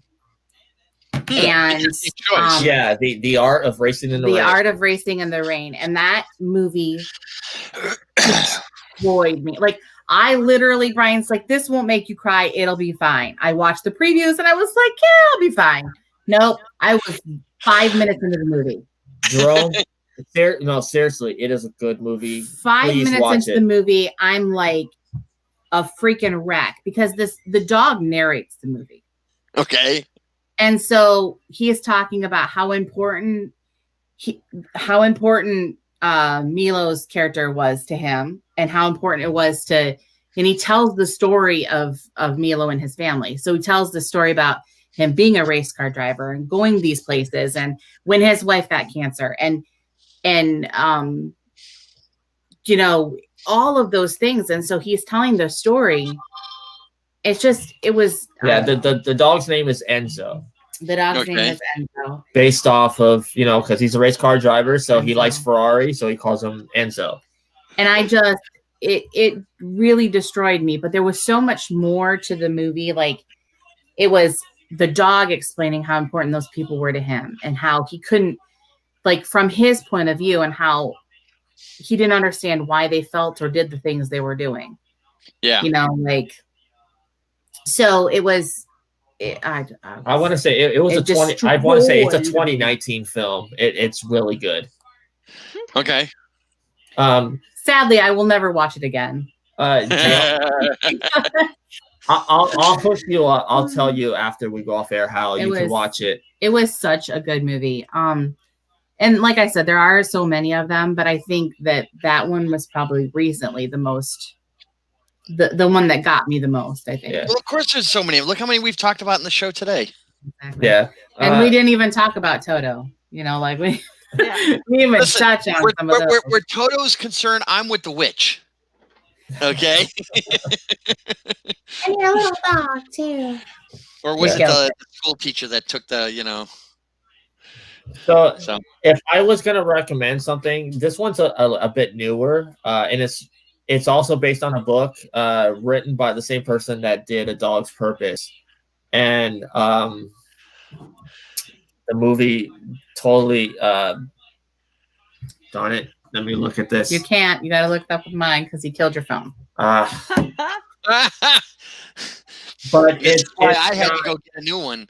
It's got Ashley Judd is in it. Okay. She the dog's name is Bella. Isn't that the name of the girl from the Sparkly Vampire series, Bella? Yeah. There's strike one against that dog. Poor dog.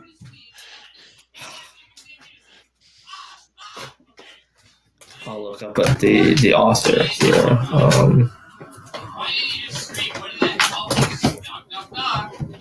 Okay, so while what is the name you of are the looking this up, how do you guys feel about... A Dog's Way Home? Okay. A Dog's Way Home. All right, what were you saying, Willow? How do you guys feel about them remaking Witches? Speaking of critters. Witches? Speaking of critters. You know what? I'm actually looking forward to that movie. It's got Anne Hathaway in it. I don't know. I like the original. Angelica Houston did a really good job. I really like the original. But did you guys even read the book? But for me, I don't even know what she's talking about, so I'm going to have to bail on this conversation. Oops. So The Witches is a Roald Dahl book. Okay. It was a film in the 80s. It was a film in the 80s, and it starred Angelica Houston as the high priestess witch. I think she was phenomenal because you don't get that kind of look from just anybody. And Angelica Houston has a very specific look. I think they did a good job on the makeup as well. But I've also, as long as they go easy on the CG, I don't want to see a CGI witch. I want to see practical application still manifest in this movie, because I think, and I very truly believe that Anne Hathaway can do it. They're going to have to make her pretty damn ugly. Yeah, the witches want to turn all the children into mice. Yes. Well, and then they want to eat them. And then eat them. Well, most parents feel that way about kids. So have you never seen the original Witches movie? I didn't even know this thing existed until Willa just mentioned it. Huh. Yeah, it's got Mr. Bean. Rowan Atkinson is in it. Oh wow, I'm a huge Rowan Atkins fan. So I'm pensive at best. Yeah. Like I'm hoping that it'll be good, but I'm very worried that it'll fall into the same category as a lot of the other things from our childhood that they've remade. Yeah, it was supposed to come out in theaters, but COVID ruined that. So it's going straight to HBO Max, and it will debut on like October 20 something. Yeah. You got me on that one, guys. Yeah. But we'll talk about that on our Halloween special on October 31st. Absolutely. Along with Hocus Pocus. Hocus Pocus, the greatest Halloween movie ever. Yeah, so since I brought that up, October 31st will be our Halloween special, which will be pretty much everything about the month of October. Everything, it's Nicole's favorite month. I love October. She loves Halloween. The 28th is my birthday. This is the 27th. Great. So The only thing that's sad is that I wasn't born in October. yeah. Yeah, trust me, it's On that episode, we're going to talk I'm about grateful that just unfortunately. everything Halloween related. So horror movies, paranormal stuff, just Halloween in general. Trick or treating and We love and all Halloween. that stuff. So Oh, I love Halloween. No, you are not going to kill mine too. Sorry. Yeah. All right. but yep. The 24th is. Well, next week we talk cruiserweights. Yeah, next week is Cruiserweights. The 17th is our indie special with all of our indie artist friends we're going to promote and pay homage to. And then on the 24th is Wrestling Factions. Oh, yeah, Factions. And then the 31st is our Halloween special. Yeah. So those are the next few episodes. What are you doing? So I think it's time to ring the bell. Until next week. Ding, ding. So, Have a good night, guys.